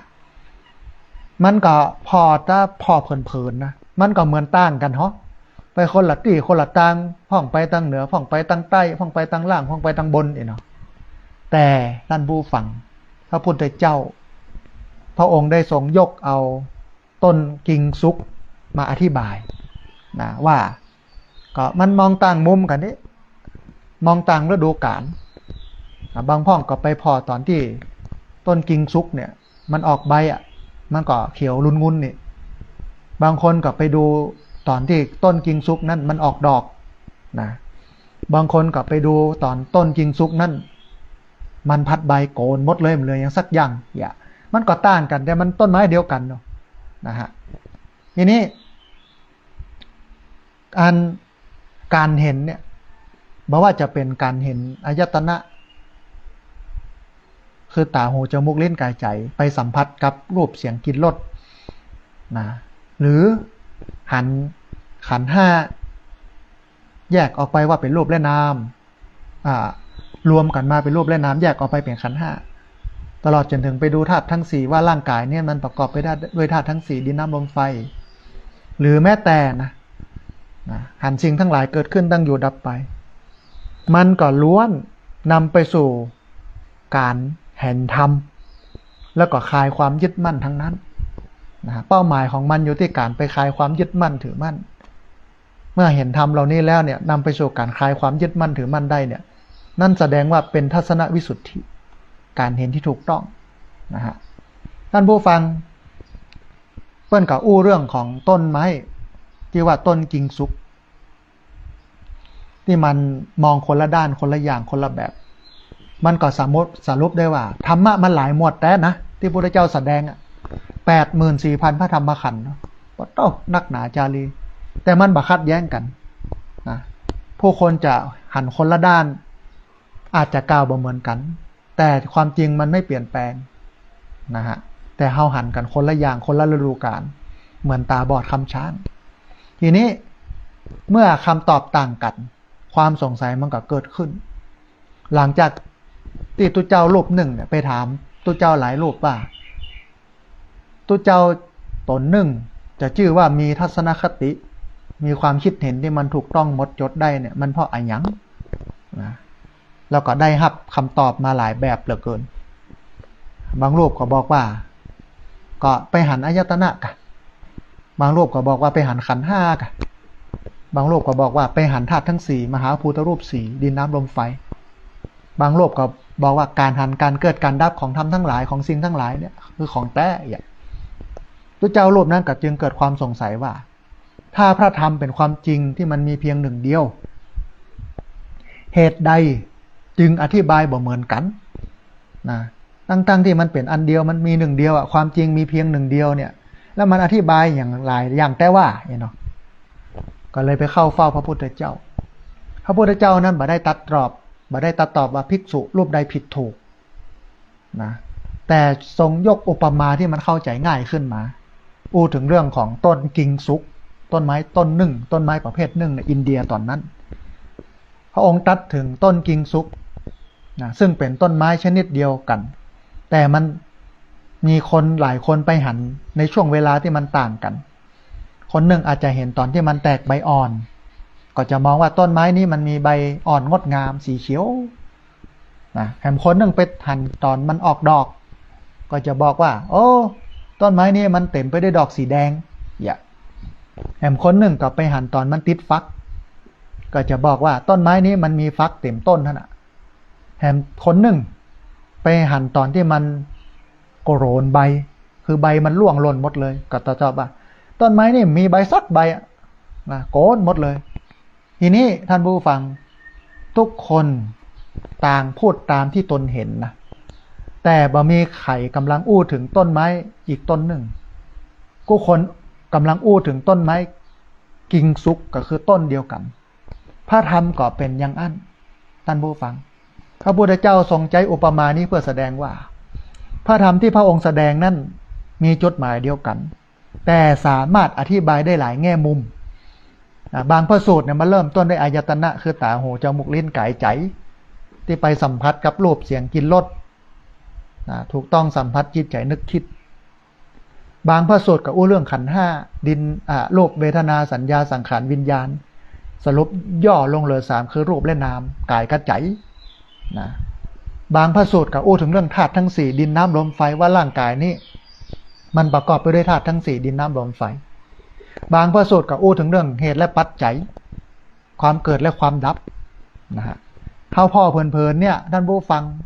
แม้ว่ามันจะใช้คำอู้ที่มันต่างกัน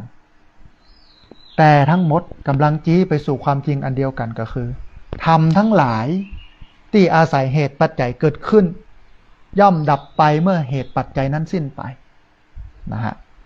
ทำไมพระพุทธเจ้าจึงบ่ทรงสอนเพียงวิธีเดียวอันนี้ก็เป็นคำถามทำไมถึงบ่สอนวิธีเดียวเพราะมันตรงไปอันเดียวสื่ออันเดียวเนี่ยเหตุใดก็เพราะว่าผู้ฟังแต่ละคนเนี่ยท่านผู้ฟังมันมีพื้นฐานบ่เหมือนกันนะมันร้อยป่อปันแม่หมื่นสถานที่แสนวิธีเลี้ยงบริบทที่เขาอยู่มันต่างกันเช่นเจ้าให้เจ้านาจะไปอู้เรื่องทะเลเนี่ยมันจะไปอู้เรื่องอย่างได้เนาะบางคนอยู่ทะเลเนี่ยก็จะไปอู้เรื่องนาเรื่องให้เรื่องดอยเรื่องเขามันก็ต่างกัน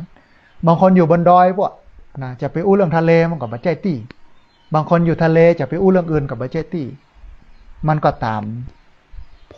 เป็นห้องว่าภูมิธรรมของกันและกันภูมิธรรมของใครของมันภูมิความรู้ภูมิเข้าใจของใครของมันนะฮะมันก็เลยกันมีการเกิดความเข้าใจที่มันแตกต่างกันทีนี้ตัวอย่างที่มันเห็นภาพชัดๆลองพิจารณาเหตุง่ายๆเนาะคือเมื่อมีคนอู้บ่ถูกใจคนปฏิบัติเนี่ยอาจจะพิจารณาได้หลายแบบมองผ่านอายตนะเสียงมากระทบหูเกิดผัสสะคือความการสัมผัสเกิดเวทนาคือความรู้สึกหากบ่มีสตินะอย่างที่อาตมาภาพบอกทุกครั้งที่เห็นทุกครั้งที่ได้ยินทุกครั้งที่ได้ดมกลิ่นทุกครั้งที่ลิ้นได้ริมรสทุกครั้งที่กายถูกต้องสัมผัสต้องมีสติถ้าบ่มีสตินะมันก็จะเกิดโลภะความโลภโทสะความโกรธโมหะความหลงถ้ามองผ่านขันธ์ห้าแล้วเสียงมันก็เป็นเพียงหูความบ่พอใจก็เป็นเวทนาความรู้สึกการจำกำอู้เป็นสัญญาความจำได้หมายรู้การคิดโต้ตอบก็เป็นสังขารคือการปรุงแต่งการรับรู้ก็เป็นวิญญาณแปลว่าการรับรู้ถ้ามองผ่านธาตุทั้ง4เราเป็นได้ห้องเสียงเกิดจากการสั่นสะเทือนของธาตุร่างกายที่ได้ยินก็เป็นเพียงธาตุ4ดินน้ำลมไฟมามีอะไรอย่างเป็นตัวเป็นตีนสักอย่างถ้ามองผ่านไตรลักษณ์แล้วเสียงที่เกิดขึ้นมันก็ตั้งอยู่ชั่วคราวแล้วมันก็จะดับไปเกิดขึ้นตั้งอยู่ดับไปอันนี้แบบมองแบบไตรลักษณ์นะเกิดขึ้นตั้งอยู่ดับไปความเกิดก็เกิดขึ้นแล้วเหมือนเดียวกันความเกิดก็ตั้งอยู่และท้ายที่สุดความโกรธนั้นก็ดับไปท่านผู้ฟังแม้เราจะพิจารณากันคนละมุมแต่ล้วนทำเมื่อเราหันว่าไม่ควรยึดมั่นถือมั่นสิ่งที่พระพุทธสิ่งที่พระสูตรในประเด็นนี้กำลังเตือนผู้ศึกษาและปฏิบัติธรรมบางครั้งเนี่ยคนศึกษาและปฏิบัติธรรมอาจจะถกเถียงกันว่ามันจะต้องเริ่มจากการปฏิบัติสติปัฏฐาน4หรือว่าอานาปานสติบางพ่องก็จะบอกว่าพิจารณาขันธ์5หรือธาตุบางพ่องก็จะบอกว่ามันเริ่มที่กายและจิตกิ่งสุกสูตรเนี่ยท่านผู้ฟังมันเตือนว่าหากทุกวิธีเป็นไปตามพระธรรมวินัยแล้วก็นำไปสู่การเห็นความจริงของสภาวะธรรม ก็ไม่ควรยกขึ้นมาถกเถียงกันเป็นที่วิวาทนะเพราะว่าจุดหมายมันอันเดียวกันก็คือละความยึดมั่นถือมั่นไม่ใช่การเอาชนะด้วยถ้อยคำหรือการมาถกเถียงกันในเชิงปรัชญาข้อสำคัญท่านผู้ฟังพระสูตรนี้บ่ได้สอนให้เลือกเพียงธรรมหมวดเดียวแต่สอนให้เข้าใจว่าธรรมหมวดต่างๆมันเกื้อกูลกันเมื่อเข้าใจหมวดหนึ่งอย่างถูกต้องแล้วเนี่ยก็จะสามารถเชื่อมโยงไปสู่แหมหมวดหนึ่งได้ที่สุดแล้วเนี่ยทุกหมวดธรรมทุกหมวดเนี่ยมันล้วนมุ่งไปสู่อันแรกคือการเห็นเหตุปัจจัยอันที่สองคือการเห็นการเกิดขึ้นและดับไป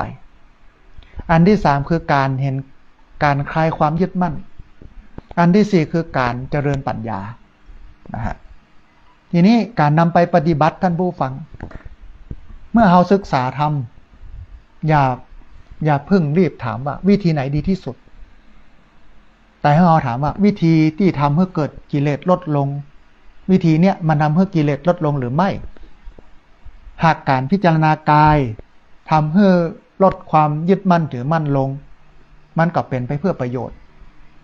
หากการพิจารณาเวทนาความรู้สึกพิจารณาว่าความรู้สึกเกิดขึ้นแล้วสุขทุกข์เฉยๆหูเต่าทัน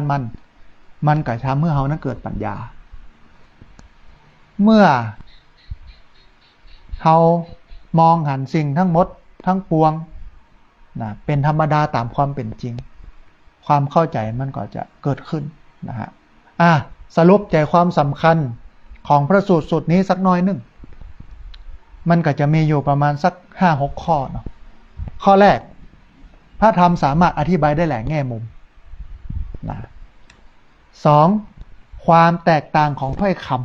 ำมันบ่ได้หมายถึงความขัดแย้งของข้อธรรม3อายตนะ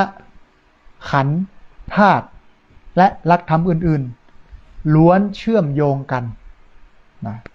4จุดหมายของทุกแนว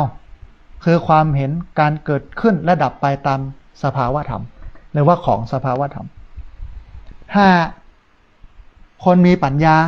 บัติดอยู่กับถ้อยคำแต่พิจารณาว่าธรรมนั้นนำไปสู่การละกิเลสได้หรือไม่อันนี้คือสิ่งหนึ่งที่พระพุทธเจ้าเปิ้นสอนในกิงกสูตรนะฮะวันนี้นะได้เอาพระสูตรสุดนี้มาอู้ให้ท่านผู้ฟังทั้งหลายได้ฟังเปรียบเทียบอุปมาอุปไมยเหมือนตาบอดคำช้างเหมือนเฮาหันต้นไม้ที่มันต่างสภาวะกันมันต่างเวลาต่างช่วงเวลากันพ่องก็ไปหันตอนหน้าแล้งพ่องก็ไปหันตอนหน้าฝนพ่องก็ไปหันตอนหน้าหนาวพ่องก็หันตอนที่มันออกดอกพ่องก็หันตอนที่มันผลิใบ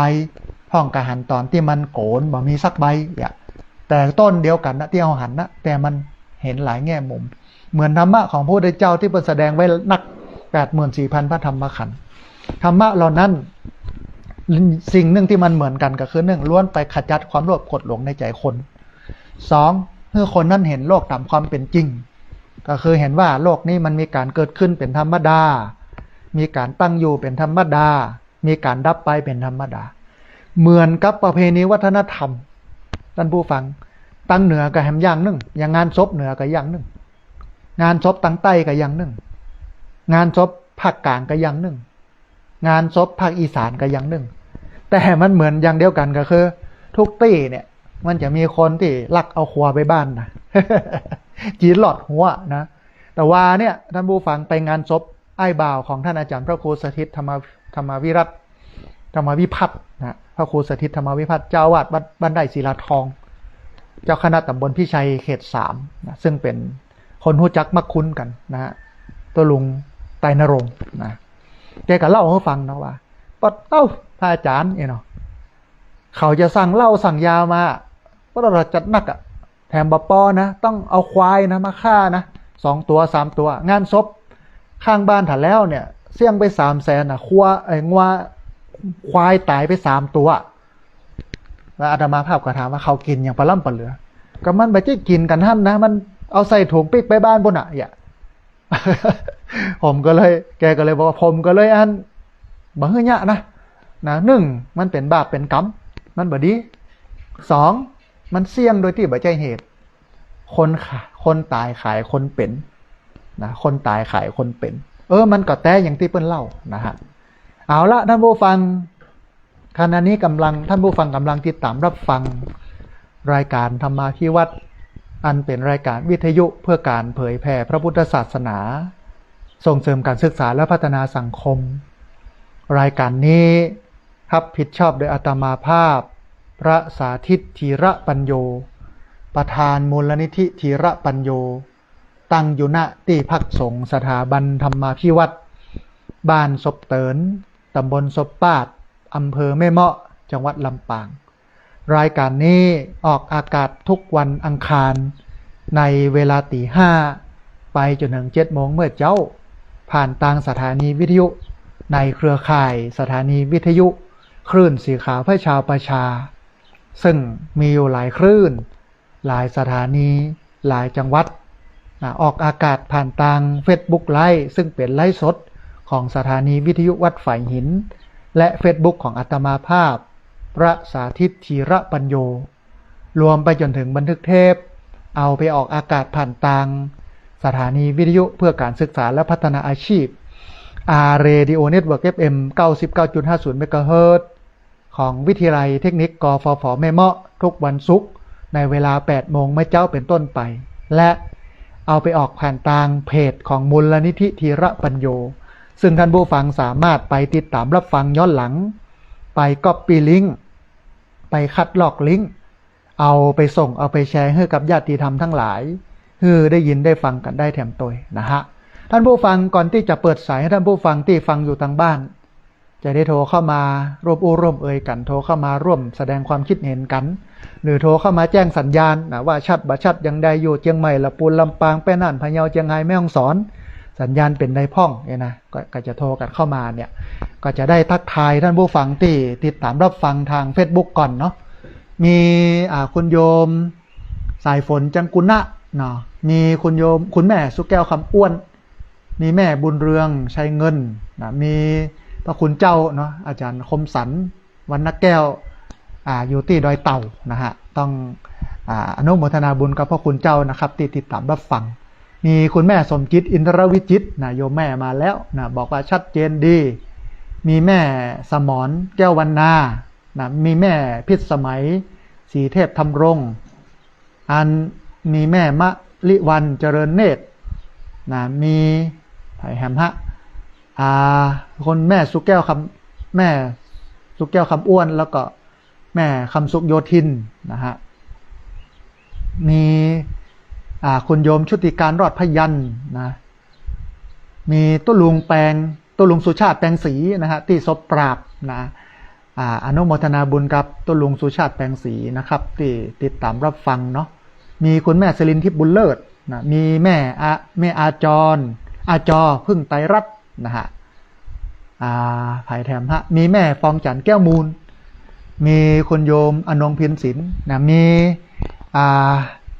คุณโยมนะศาลาจื่นใจจุ่มนะทหารเกษียณอายุราชการสมัยตะก้อนนะเปิ้นทำงานนะทำงานดีมากเลยนะฮะช่วยบ้านช่วยเมืองให้สุขสงบร่มเย็นต้องอนุโมทนาบุญกับท่านผู้พันเนาะที่เข้ามาติดตามรับฟังกันตัวแล้วก็มีแม่กิมลันดวงสว่างนะฮะแม่สีทอนเปรมจิตแม่มันนาอัมพันธ์นะแม่อัมพรกันทมีนะฮะมีท่านอาจารย์วิโรธวิชัยอาจารย์ดรวิโรธวิชัยจากเชียงใหม่อนุโมทนาบุญกับท่านอาจารย์ดรวิโรธนะที่เข้ามาติดตามรับฟังแล้วก็มีพระคุณเจ้านะฮะวัดหัวฝายหน้าราชภัฏลำปางนะเข้ามาติดตามรับฟังตัวแล้วก็ท่านผู้ฟังที่ฟังอยู่ทางบ้านเนาะเตรียมเนาะ เตรียมมันโทรเข้ามานะฮะตอนนี้ได้เวลาเปิดสายให้ท่านผู้ฟังที่ฟังอยู่ทางบ้านจะได้โทรเข้ามาร่วมเอ่ยกันจะได้โทรเข้ามาร่วมแสดงความคิดความเห็นกันแต่ว่าต้องขออภัยญาติโยมที่มีรายชื่อเป็นภาษาอังกฤษนะฮะต้องอนุโมทนาบุญที่ติดตามรับชมรับฟังตัวท่านผู้ฟังตอนนี้ได้เวลาเปิดสายท่านผู้ฟังที่ฟังอยู่ทางบ้านจะโทรเข้ามาร่วมเอ่ยกันจะโทรเข้ามาร่วมแสดงความคิดความเห็นกันนะฮะเรียนเชิญเจริญพรโทรเข้ามาได้ที่เบอร์064 125 4122เบอร์064 125 4122เรียนเชิญเจริญพรได้โทรเข้ามาร่วมร่วมเอ่ยกันโทรเข้ามาร่วมแสดงกับความเห็นกันนะฮะขจายกดเนอะท่านผู้ฟังเนอะเดี๋ยวบัดตันกันนะฮะมีหลายท่านบอกว่าอีแม่กดหัวแม่มือป๊อปแป๊บนะว่าบัดตันโหมดตันจุ่มเนี่ยนะบางคนนี่กดละไว้เป็นเกินชั่วโมงวะนะฮะโทรเข้ามาเนอะที่เบอร์064125นะ4122 0641254122นะฮะเรียนเชิญเจริญพรได้โทรเข้ามาร่วมเอ่ยกันโทรเข้ามาร่วมแสดงความเห็นกันแต่เจ้าตอนที่จัดรายการอยู่เนี่ยมีโทรเข้ามาอยู่13สายนะฮะตอนนี้ได้เวลาแล้วเนอะโทรเข้ามาที่เบอร์0641254122เบอร์0641254122นะฮะขณะที่รอสายจากบรรดาท่านผู้ฟังที่ฟังอยู่ทางบ้านจะได้โทรเข้ามาร่วมเอ่ยกันจะได้โทรเข้ามาร่วมแสดงความเห็นกันนะฮะก็ประชาสัมพันธ์ไว้ว่าช่วงนี้กำลังระดมทุนในการสร้างพระธาตุเจดีย์สุขเจริญเนอะท่านผู้ฟังท่านใดที่อยากจะร่วมทำบุญก็สามารถร่วมทำบุญได้ที่ธนาคารกรุงไทยชื่อบัญชีที่พักสงฆ์สถาบันธรรมาภิวัตรหมายเลขบัญชี5360755318เป็นธนาคารกรุงไทยชื่อบัญชีที่พักสงฆ์สถาบันธรรมาภิวัตรหมายเลขบัญชี5360755318พอดีมีสายเข้ามาสายหนึ่งครับสายนี้ก่อนเพื่อนจะว่าอย่างใดพ่องนะฮะจะเริญพรสายลุดไปโยมโทรเข้ามาใหม่เนอะนะเดี๋ยวครับสายนี้ก่อนเนอะนะฮะเจริญพร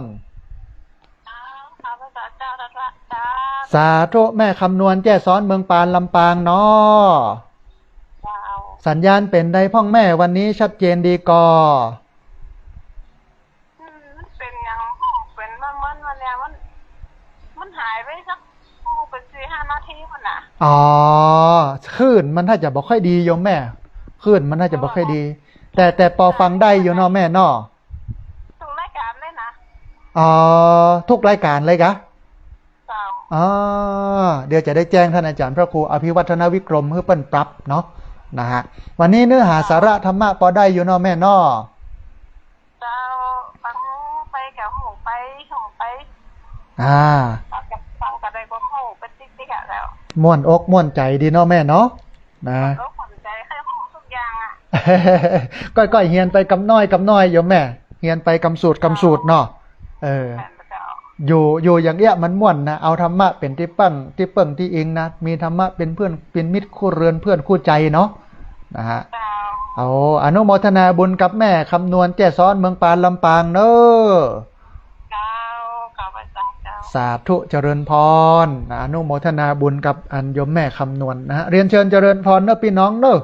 ที่เบอร์0641254122พอดีมีสายเข้ามาสายหนึ่งครับสายนี้ก่อนเปิ้ลอย่าว่าอย่างใดพ่องนะฮะเจริญพรสาธุแม่เพนเจริญพรสัญญาณเป็นได้พ่องวันนี้ชัดเจนดีเจ้าชัดเจนดีเนอะโอ้สาธุอนุโมทนาบุญกับอันแม่เพนที่เป็นสะพานบุญตาพี่น้องมาให้มาหอมเจดีเนาะแม่เนาะเอาสาธุได้อย่างใดก็สาธุนะแม่เพนคนสู้ชีวิตนะโทรเข้ามาให้กำลังใจกันแล้วก็แจ้งมาเมินแล้วว่าโอ้โยมแม่จะระดมบุญระดมทุนไปร่วมกันสร้างพระธาตุเจดีย์อนุโมทนาบุญตัวยนะฮะท่านผู้ฟังนะมีญาติโยมเนาะเข้ามาหลายคนมีแม่จิรพันธ์โมป้อนะฮะอนุโมทนาบุญเนาะแม่เนาะมีพี่หนานนะสุชาติพี่หนานสุชาตินะฮะอ่านฟังอยู่ที่ปุณณะไม่ห้องสอนปุณนะเข้ามาติดตามรับฟังโดยอนุโมทนาบุญกับพี่หนานสุชาตินะฮะพอดีมีสายเข้ามาสายหนึ่งทับสายนี้ก่อนเปิ้ลอย่าว่าอย่างใดพ่องนะฮะจะเริญพรโอ้สาธุยมแม่จากอำเภอวังเหนือจังหวัดลำปางเนาะแม่เนาะสัญญาณเป็นได้พ่องแม่ชัดเจนดีกอ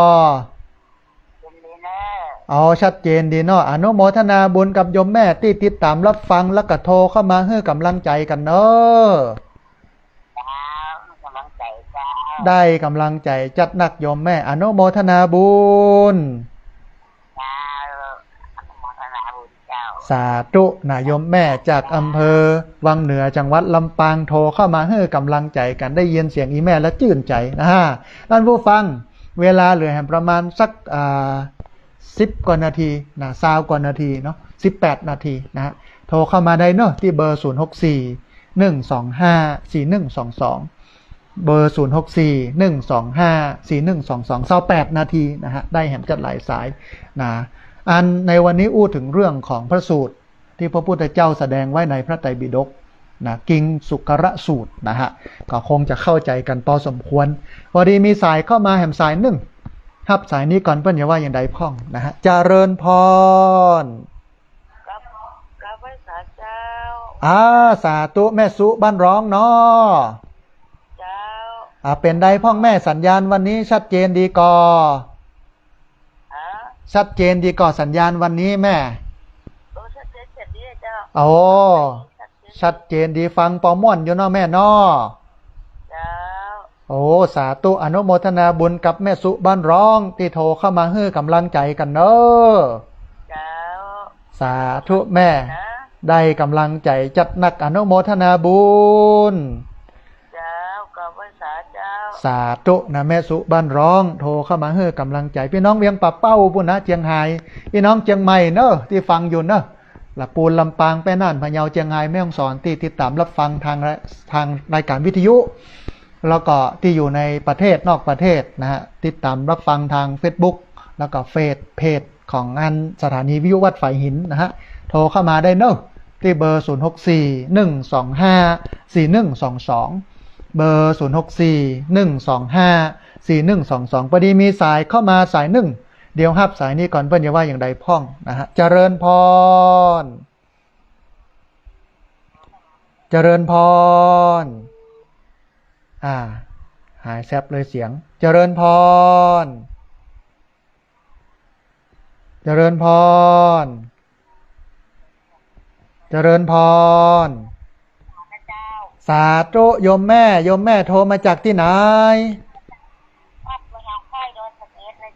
เอาดอยสะเก็ดสัญญาณเป็นได้พ่อแม่ชัดเจนดีก่อสัญญาณดีเจ้าได้ยินชัดเจนเลยเจ้าเอาสาธุธรรมะวันนี้กับปอม่วนปองงันอยู่เนาะแม่เนาะสะเก็ดเจ้าเอาสาธุอนุโมทนาบุญ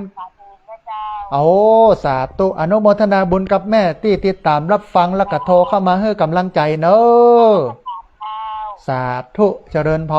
รนะพี่น้องดอยสะเก็ดนะฮะพี่น้องเชียงใหม่ละปูนลำปางแป้น่านพะเยาเชียงไฮ้แม่ฮ่องสอนที่ฟังอยู่ในรายการวิทยุโทรเข้ามาเนอะที่เบอร์064 125 4122เบอร์064 125 4122นะฮะวันนี้ก็ได้ธรรมะกันพอสมควรเนาะพี่น้องได้ติดตามรับฟังแล้วเจ๊เอาไปรับนะเอาไปละไปขว้างนะท่านผู้ฟังแล้วเอาไปปฏิบัตินะอันสำเร็จเมื่อคิดดูสำเร็จเมื่อทำถ้าเราเกิดได้ถ้าเราบ่ทำมันก็บ่สำเร็จนะถ้าเราเกิดบ่ได้ไปทำมันก็บ่แล้ว1เกิดได้2ทำอันนั้นมันนำไปสู่ความสำเร็จวันนี้มีสายเข้ามาสาย1สายลดไป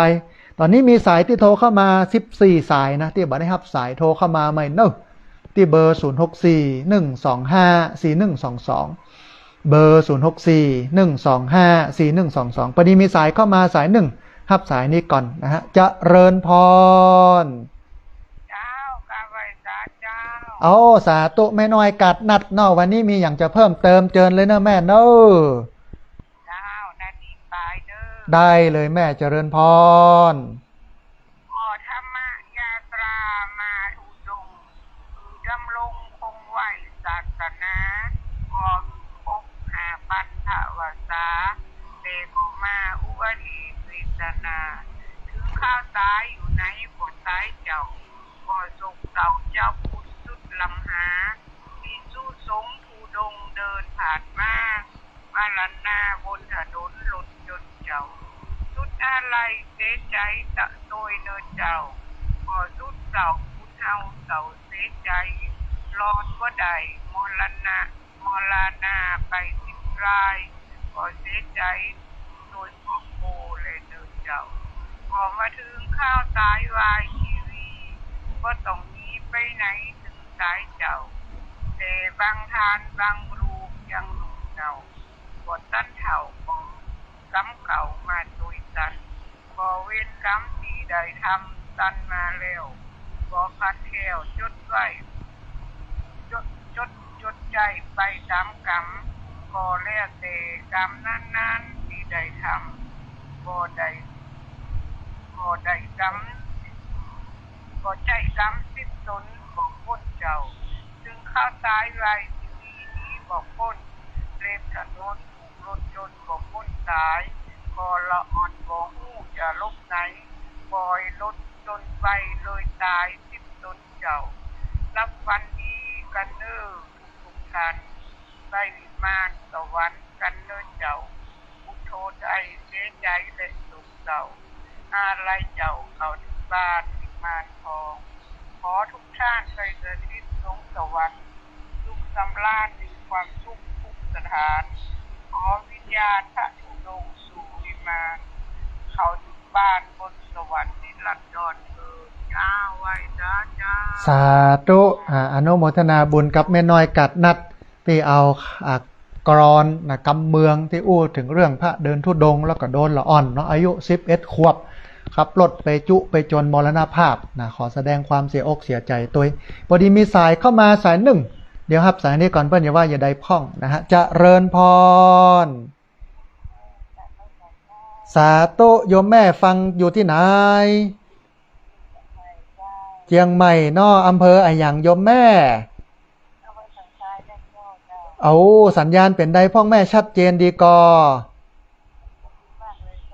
เอาสาธุอนุโมทนาบุญกับโยมแม่ที่ติดตามรับฟังแล้วก็โทรเข้ามาให้กำลังใจกันเนอะได้กำลังใจจัดหนักโยมแม่อนุโมทนาบุญสาธุเจริญพรอย่างเดียวกันเนอะแม่เนอะอนุโมทนา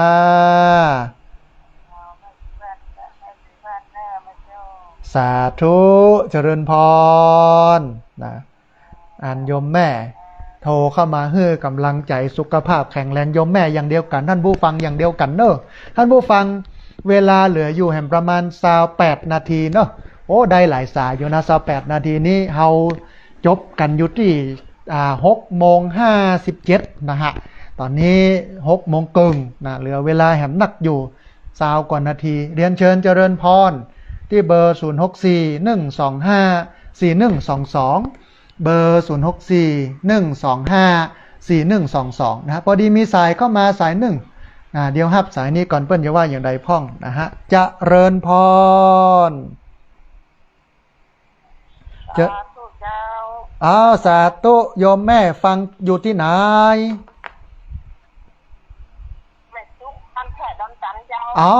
สาธุมาแม่สุขบ้านแพะดอนตันสัญญาณเป็นได้พ้องแถวแพะดอนตันโยมแม่อนุโมทนาบุญธรรมะวันนี้ก็พอใจได้อยู่เนาะแม่เนาะสาธุฟังตั้งแต่เมื่อเจ้าละเนาะตั้งแต่อันตี 5 ตี 3ปุละเนาะแม่เนาะชื่นใจได้แม่ได้เดี๋ยวอันก็โทรเข้ามาก็มาแจ้งเนอะแม่เนอะสาธุอนุโมทนาบุญกับโยมแม่บ้านแพะดอนตันนะที่มาสนับสนุนสร้างพระธาตุเจดีย์อนุโมทนาบุญนะโยมแม่สุขบ้านแพะดอนตันนะฮะท่านผู้ฟังเวลาเหลืออยู่เนอะเรียนเชิญเจริญพรที่เบอร์0641254122เบอร์0641254122ที่วัดโสพนารามบ้านห้วยงูในเนาะตำบลสันทรายอำเภอฝางจังหวัดเชียงใหม่ไปตอนนั้นเนี่ยเปิ้นกำลังวางศิลาฤกษ์หรอกบอกกองวางศิลาฤกษ์ปุ๊บน่ะมาแต่ว่าวันซืนเนี่ยนะวันที่12ที่ผ่านมาเนี่ยเปิ้นก็ทำบุญยกชัดธาตุทั้ง4นะรอบพระธาตุแล้วก็ถวายเทียนเข้าพรรษาที่หมู่เฮาทั้งหลายเนี่ยมาร่วมกันร่วมกันอันบริจาคที่พักสงฆ์สถาบันธรรมาภิวัตรวันที่20ที่ผ่านมาปดเท่าคนใบคนบอดนะคนหนึ่งหิม2,000 คนนะมาล่อเตียนเข้าพรรษาเป็นดีม่วนดีงันเนาะนะฮะแล้วก็วันนี้ได้ไปหันพระธาตุที่เปิ้นสร้างเปิ้นแปลงองค์ใหญ่องค์โตนะฮะใกล้จะสมบูรณ์แล้วเหลืออย่างเดียวยกชัดนะแล้วก็แหมวัดหนึ่ง นะวัดปางปอยก็กำลังก่อหั่นนะเดี๋ยวบ่เมินบ่นานก็จะแล้วละอันนี้เป็นพลังบุญของหมู่เฮานะที่มาช่วยกันสร้างกันแปลงแต่จะไปลืมเนอะมาแปลงที่แม่เมาะ ตอนนี้ที่แม่เมาะกำลังสร้างอยู่นะมาร่วมบุญกันเนอะนะฮะพอดีมีสายเข้ามาสายหนึ่งฮับสายนี้ก่อนเปิ้นจะว่าอย่างใดพ่องนะฮะจะเริญพรสาธุสาธุนายโยมแม่ชื่ออะไรยังก็สาธุสัญญาณเป็นได้พ่องแม่โอ้ตื่นตั้งแต่ตีสามลุกขึ้นมาเปิดวิทยุฟัง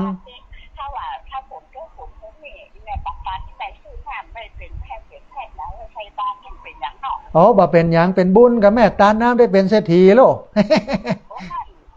เจ้าวัดอะไรอย่างก็สารใช้แม่จะเอาน้ำไปกะละทีละในวัดพันหน้าของสาเดี๋ยวถ้าดูดีแม่มาดูแม่จะดูแม่ไปว่าตีถ้าอาจารย์ดูกันนะได้แม่ได้มาจะมาอย่างใดก็โทรมาบอกกันก่อนเนอะเผื่อว่าได้อยู่นะเจ้าสั่งของใจก็เจ้าอย่างก็แม่ที่บักไก่ใกล้ลงไฟฟ้าในกะ3 กิโลใกล้กับวัดพระอาจารย์อันของไขที่ว่ายังไม่ได้แต่เอาหลานไปบวชพูดอีนะอันวัดตุ่มกล้วยก่ะอีแม่มาจะเจ้าอีแม่ไปร้อนไม่ร้อนอีแม่จัดโจ๊กเบอร์ดีว่าจะไปอันนั้นไหนเดี๋ยวองค์ขับชุกหน้าเนาะได้แม่ได้เดี๋ยววันพรุ่งนี้ก่ะวันพรุ่งนี้ออกแถมวันหนึ่งวันพุธออกตี3 ถึงตี 5เนอะแม่เนอะ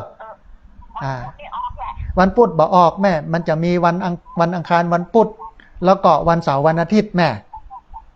แหละแต่แกเตรียมต้องสาวไว้ใจในห้องแบบจัดแต่คือตี3จะได้รับไปมาทำกับเจ้าเนี่ยโอ้อันสิ่งมันเสมอกันนี่เนาะได้แม่ได้เดี๋ยววันพวกรอฟังแหมกำเนาะแม่เนาะได้สาธุแม่บุญรักษาเนอะสาธุนะโยมแม่จะใส่บาตรเมื่อเจ้าแล้วก็บอกว่าวันพรุ่งนี้มีแห่มวันหนึ่งนะท่านผู้ฟังในเวลาตี3 ถึงตี 5เนอะวันนี้เวลาตี5 ถึง 7 โมงเจ้าพอดีมีสายเข้ามาแห่มสายหนึ่งฮับสายนี้ก่อนเปิ้ลจะว่าอย่างใดพ่องนะฮะจะเริญพร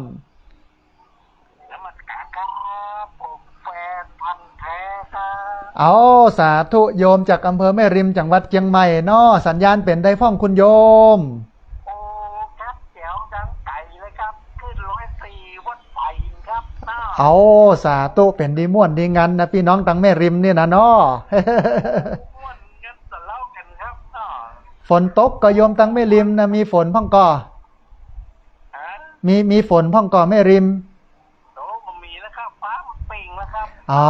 สบายกันละนะอนุโมทนาบุญกับโยมป้อที่ติดตามรับฟัง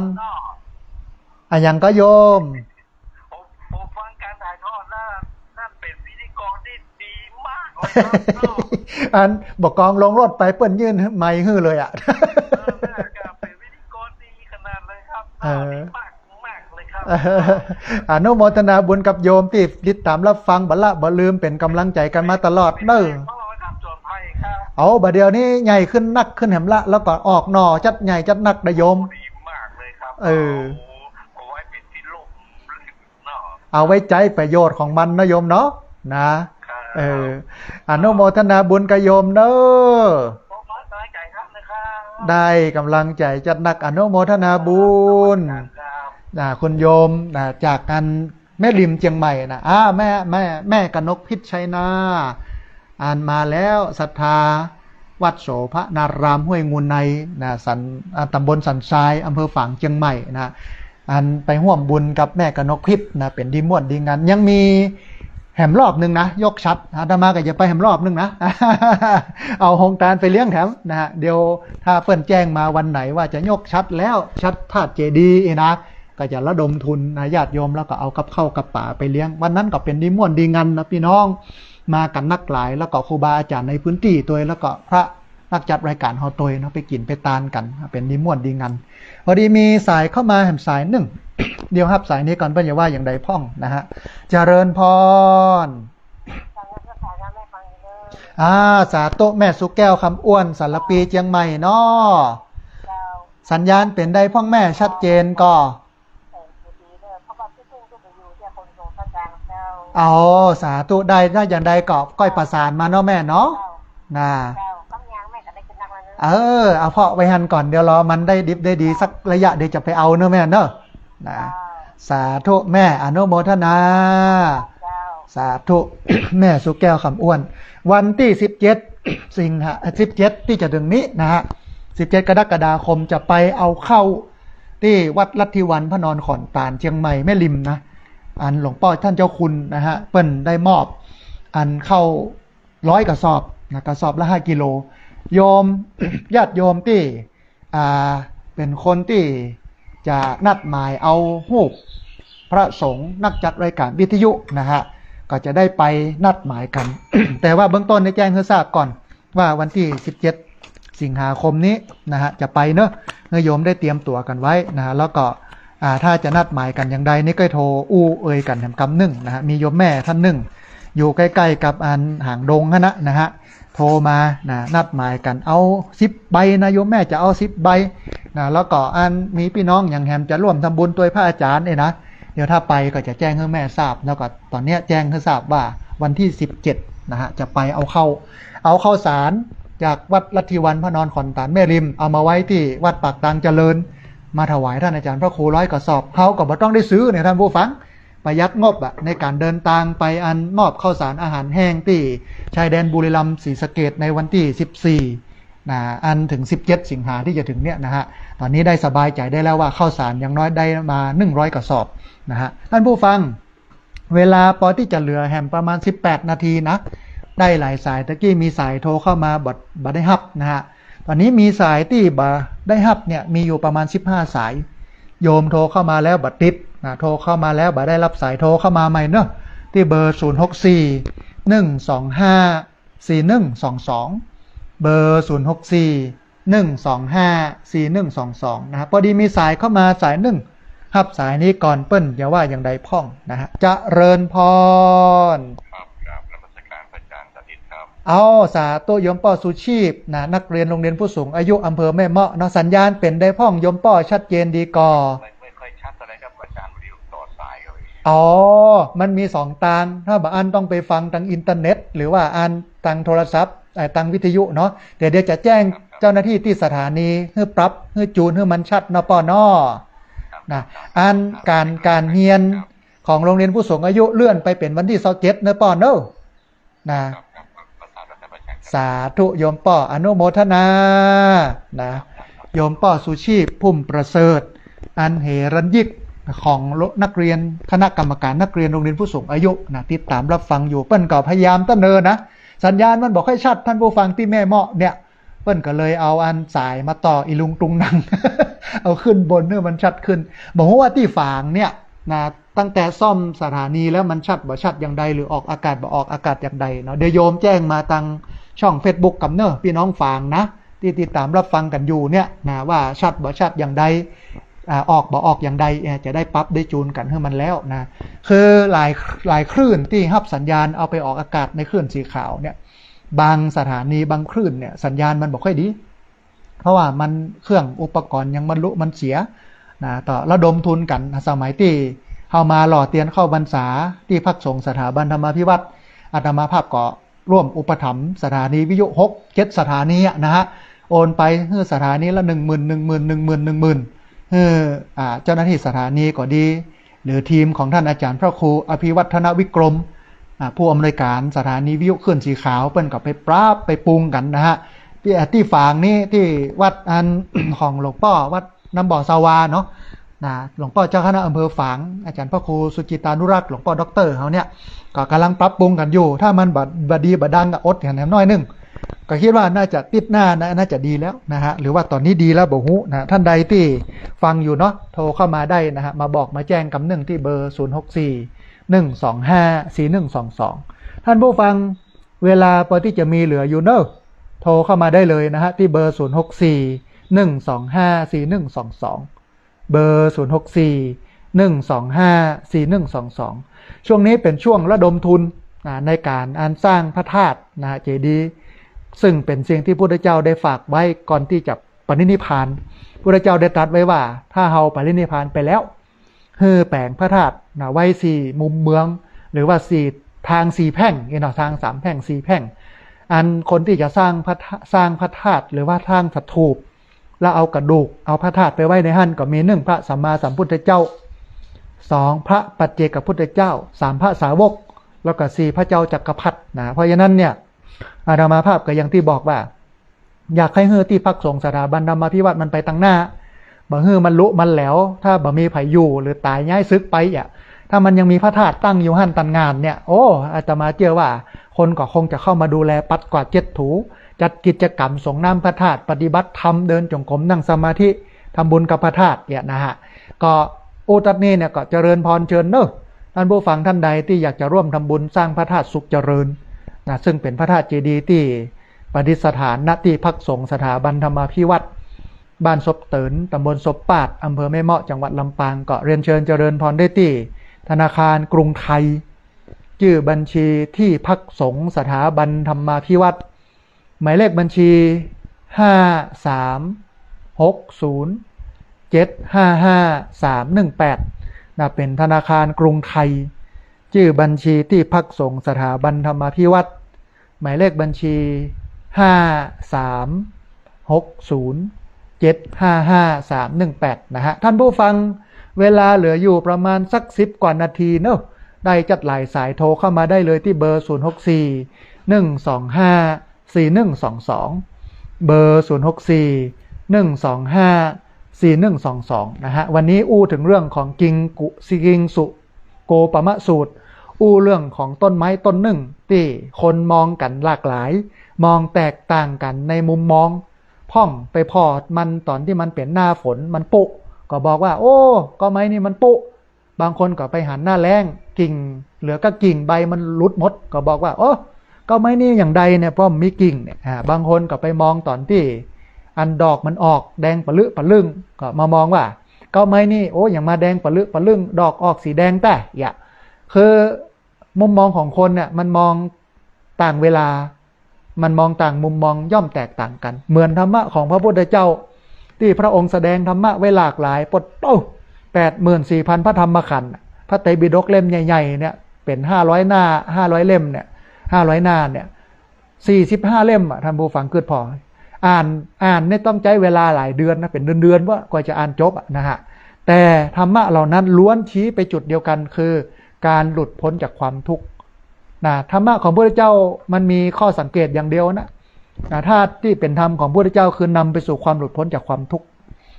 ถ้ามันบ่นำไปสู่ความหลุดพ้นจากความทุกข์นั้นไม่ใช่ธรรมของพระพุทธเจ้าธรรมของพระพุทธเจ้าต้องนำไปสู่ความหลุดพ้นจากความทุกข์นะฮะพอดีมีสายเข้ามาสายหนึ่งเดี๋ยวครับสายนี้ก่อนเปิ้ลอย่าว่าอย่างใดพ่องจะเริญพรเอาสาธุโยมแม่สัญญาณเปลี่ยนใดพ้อง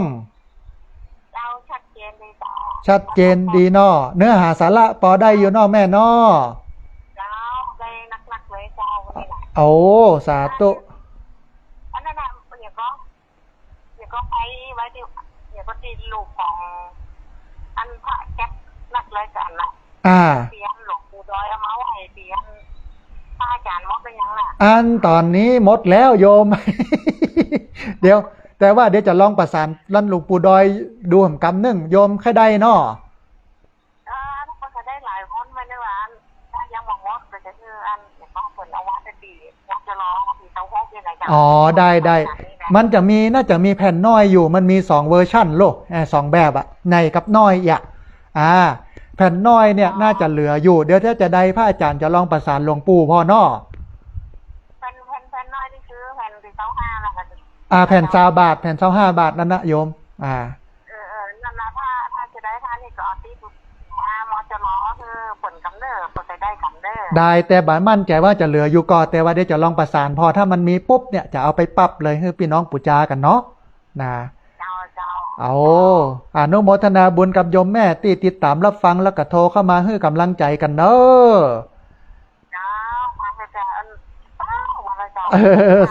สาธุแม่เจริญพรนะโยมแม่อันเปิ้นใครได้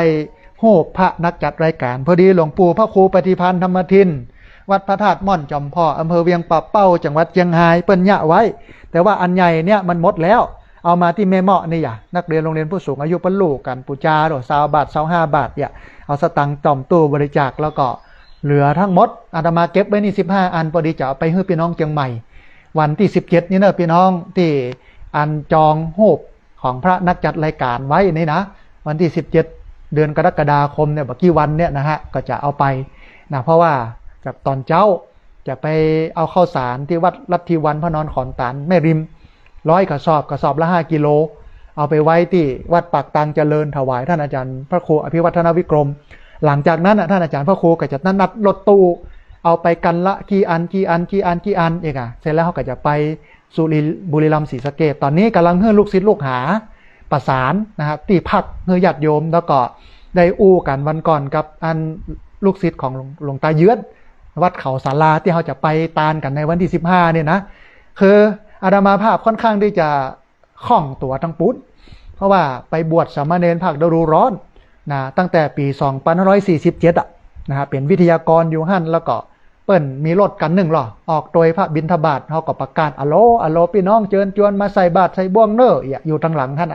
ไปทุกซอกทุกมุมทะลุปุโป่งมีลูกศิษย์ลูกหาคนที่รู้จักกันนักพอสมควรท่านอาจารย์พระครูอภิวัฒนวิกรมก็เลยบอกว่าได้อ่านสาธิตดูแลเรื่องมูลนี้ไปเนอะนะแล้วก็วัดเขาศาลาหลวงปู่เยื้อนเนาะเจ้าคณะจังหวัดสุรินทร์ฝ่ายธรรมยุทธ์เนี่ยอาตมาภาพไปบ่อยปีละเตื้อ2 เตื้อนะก็ขึ้นไปกราบเปิ่นอู้เอ่ยกันค่อนข้างที่จะรู้จักมักคุ้นกันพอสมควรนะฮะท่านผู้ฟังเหลือบแลดูเวลาเหลือ8 นาทีได้จัดหลายสายเนอะท่านใดที่บ่ได้โทรเข้ามาร่วมอู้ร่วมเอ่ยกันโทรเข้ามาร่วมแสดงความคิดความเห็นกันนะฮะโทรเข้ามาได้ที่เบอร์064 125 4122เบอร์064 125 4122แล้วก็ญาติโยมพี่น้องที่โทรเข้ามาแล้วบัดติดโทรเข้ามาแล้วบัดได้รับสายยังบัดแล้วใจเตื้อโทรมาใหม่เนอะที่เบอร์นี้นะฮะเบอร์064 125 4122วันนี้ได้อู้ถึงเรื่องกิงสุโกปมะสูตรนะหรือว่ากิงสุกสูตรอู้ถึงเรื่องต้นไม้ที่มุมมองหลากหลายเหมือนตาบอดคำช้างแต่เป้าหมายก็คือเดียวกันคือการหลุดพ้นจากทุกข์นะฮะถึงแม้ว่าธรรมะมันจะแตกต่างกันทีนี้มีสายเข้ามาสายหนึ่งครับสายนี้ก่อนเปิ้ลจะว่าอย่างใดพ่องนะฮะเจริญพรสาธุเอาแม่มาลัยบ้านป่าไข่ไต้เนาะสันเอาสาธุสัญญาณเป็นได้พ่องแม่ชัดเจนดีก่อชัดเจนดีเจ้าเอาอนุโมทนาบุญกับแม่มาลัยติดตามรับฟังแล้วก็โทรเข้ามาให้กำลังใจกันตลอดเนอะแม่เนอะแม่ให้กำลังใจกุศลกุศลเนาะเจ้าเนาะสาธุโยมแม่อนุโมทนาบุญสาธุโยมแม่มาลัยบ้านป่าไข่ใต้โทรเข้ามาให้กำลังใจกันอ้าวกราบถวายความเคารพท่านอาจารย์พระโคโสภิตโพธานุรักษ์นะบ้านปินตำบลบ้านปินอำเภอรองจังหวัดแพร่นะครับที่เข้ามาติดตามรับฟังตัวนะครับขอกราบถวายความเคารพพระอาจารย์ด้วยความเคารพอย่างสูงนะฮะท่านผู้ฟังอันตอนนี้เนี่ยหลายที่หลายตางเพิ่งก่อสร้างธาตุเนาะสร้างเจดีย์ซึ่งมันเป็นสิ่งที่พระเจ้าได้ตรัสไว้พระพุทธรูปนี่ยังบัดเต้าใดนะไม่มีในพระไตรปิฎกพระพุทธเจ้าเพิ่นยังบอกบัดได้ให้สร้างพระพุทธรูป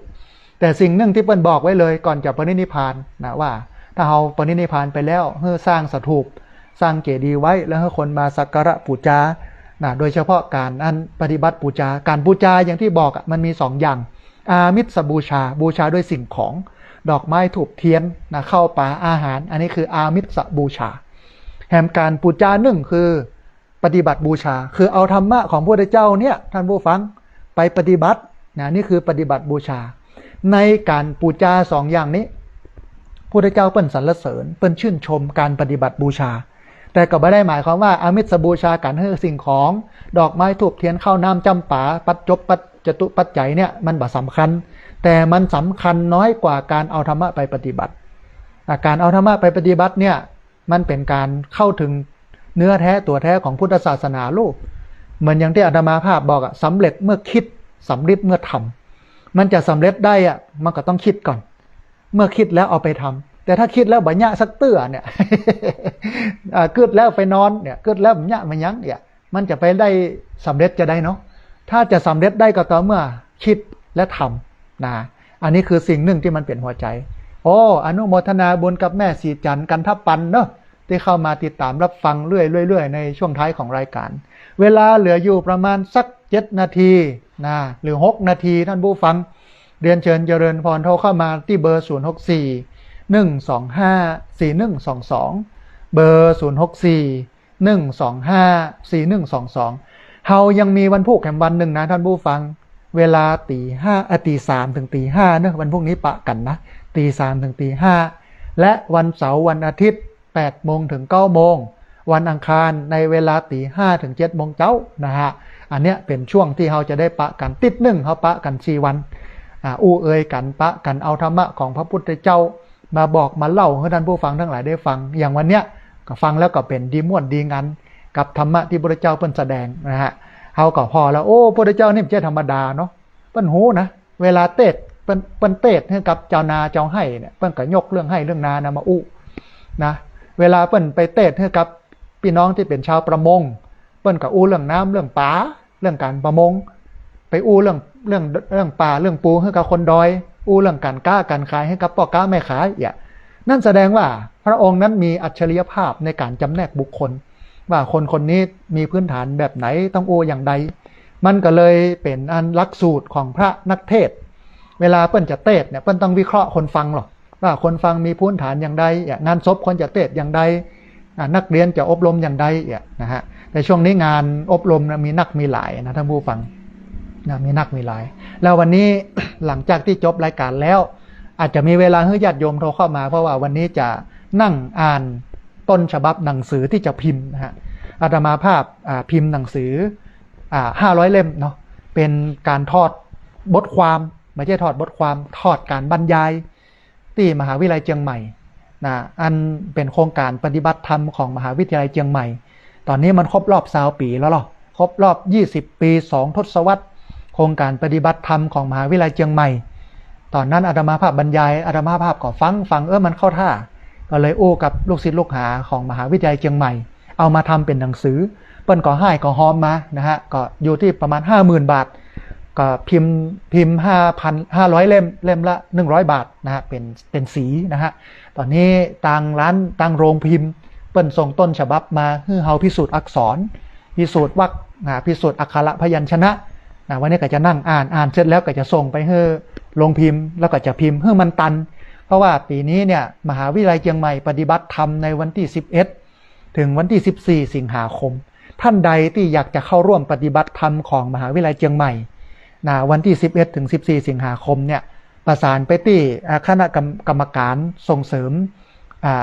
คณะกรรมการส่งเสริมศิลปะวัฒนธรรมล้านนาร่วมสมัยของมหาวิทยาลัยเชียงใหม่นะฮะเปิ้นจะจัดเปิ้นก็เอาคนนอกพี่น้องที่สนใจมาร่วมปฏิบัติโดยคนในแต่ว่ามันมีค่าใช้จ่ายเนอะของมหาวิทยาลัยเชียงใหม่นี่นะมีค่าใช้จ่ายก็ปอนักปอหลายนะเพราะฉะนั้นท่านใดที่สนใจนะจะไปปฏิบัติธรรมด้วยกันนะไปปฏิบัติธรรมครั้งนี้พิเศษนะมีหนังสือด้วย หนังสือจะให้ปูจานะท่านผู้ฟังเอาปัจจัยที่ญาติโยมปูจาหนังสือนั้นอาตมาภาพก็จะเอามาแจกทุนการศึกษาละอ่อนเอามาซื้อวีลแชร์ให้กับคนพิการเอามาซื้อแพมเพิร์สนะให้กับคนอันติดเตียงแล้วก็เอาไปบำรุงสถานีวิทยุต่างๆในนามของมูลนิธิธีระปัญโยเพราะว่าทำหนังสือฉบับนี้มาเนี่ยเล่มนี้มาเนี่ยทำในนามของมูลนิธิธีระปัญโยอันนี้ก็เป็นแหมข่าวบุญหนึ่งที่ให้ท่านผู้ฟังทั้งหลายได้ฟังใครได้หนังสือนะเดี๋ยวถ้าหลังจากที่พิมพ์แล้วเนี่ยส่งอันที่อยู่มาแล้วก็โอนปัจจัยเข้ามูลนิธิอาตมาภาพก็จะส่งหนังสือไปที่บ้านญาติโยมก็เอาไว้เป็นที่ระลึกเอาไว้อ่านเปิ้นฮ้องว่าช้าอดหมดนะจ๊ะนี่เนาะมันมี500 เล่มต่ออันตอนนี้ก็มีคนจองกันนักกันหลายละก็คิดว่าในวันที่11ถึง14 สิงหาเนี่ยมหาวิทยาลัยเชียงใหม่ก็คงปูจากันไปนักแล้วนะฮะก็ถ้าเหลือจากขั้นมาเนี่ยก็เอามาให้ญาติโยมได้ปูจากันแล้วกันพอดีมีสายเข้ามานะฮะเวลาหมดพอดีท่านผู้ฟังก็งดรับสาย ที่โทรเข้ามาก่อนต้องขออภัยนะวันนี้รายการธรรมาภิวัตน์ได้หมดเวลาลงแล้วนะเราจะปะกันใหม่เนื่องในวันพุธ แล้วก็วันเสาร์วันอาทิตย์และวันอังคารวันนี้อาตมาภาพพระสาธิตธีระปัญโยขอกราบถวายความเคารพครูบาอาจารย์พระเถรานุเถระที่เคารพอย่างสูงทุกรูปอนุโมทนาบุญกับเจ้าของคลื่นเจ้าของสถานีที่รับสัญญาณเอาไปออกอากาศส่งกระจายเสียงญาติโยมได้ติดตามรับฟังอนุโมทนาบุญกับญาติโยมที่โทรเข้ามาแล้วก็ญาติโยมที่ติดตามรับฟังขอสุมาอภัยกับโยมที่โทรเข้ามาแล้วบัดนี้โทรเข้ามาแล้วบัดได้รับสายวันอังคารวันพุธวันเสาร์วันอาทิตย์ก็โทรกันเข้ามาใหม่วันนี้สัพพะพุทธานุภาเวนะด้วยเดชเดชะอนุภาพของพระพุทธเจ้าสัพพะธรรมานุภาเวนะด้วยเดชเดชะอนุภาพของพระธรรมเจ้าสัพพะสังฆานุภาเวนะด้วยเดชเดชะอนุภาพของพระสังฆเจ้าศรัทธาสุทธีพระวันตุเตขอความสุขความเจริญในธรรมจงบังเกิดมีแด่บรรดาศรัทธาสาธุชนทุกคนทุกท่านตลอดการเป็นนิจเทินจะเริญพร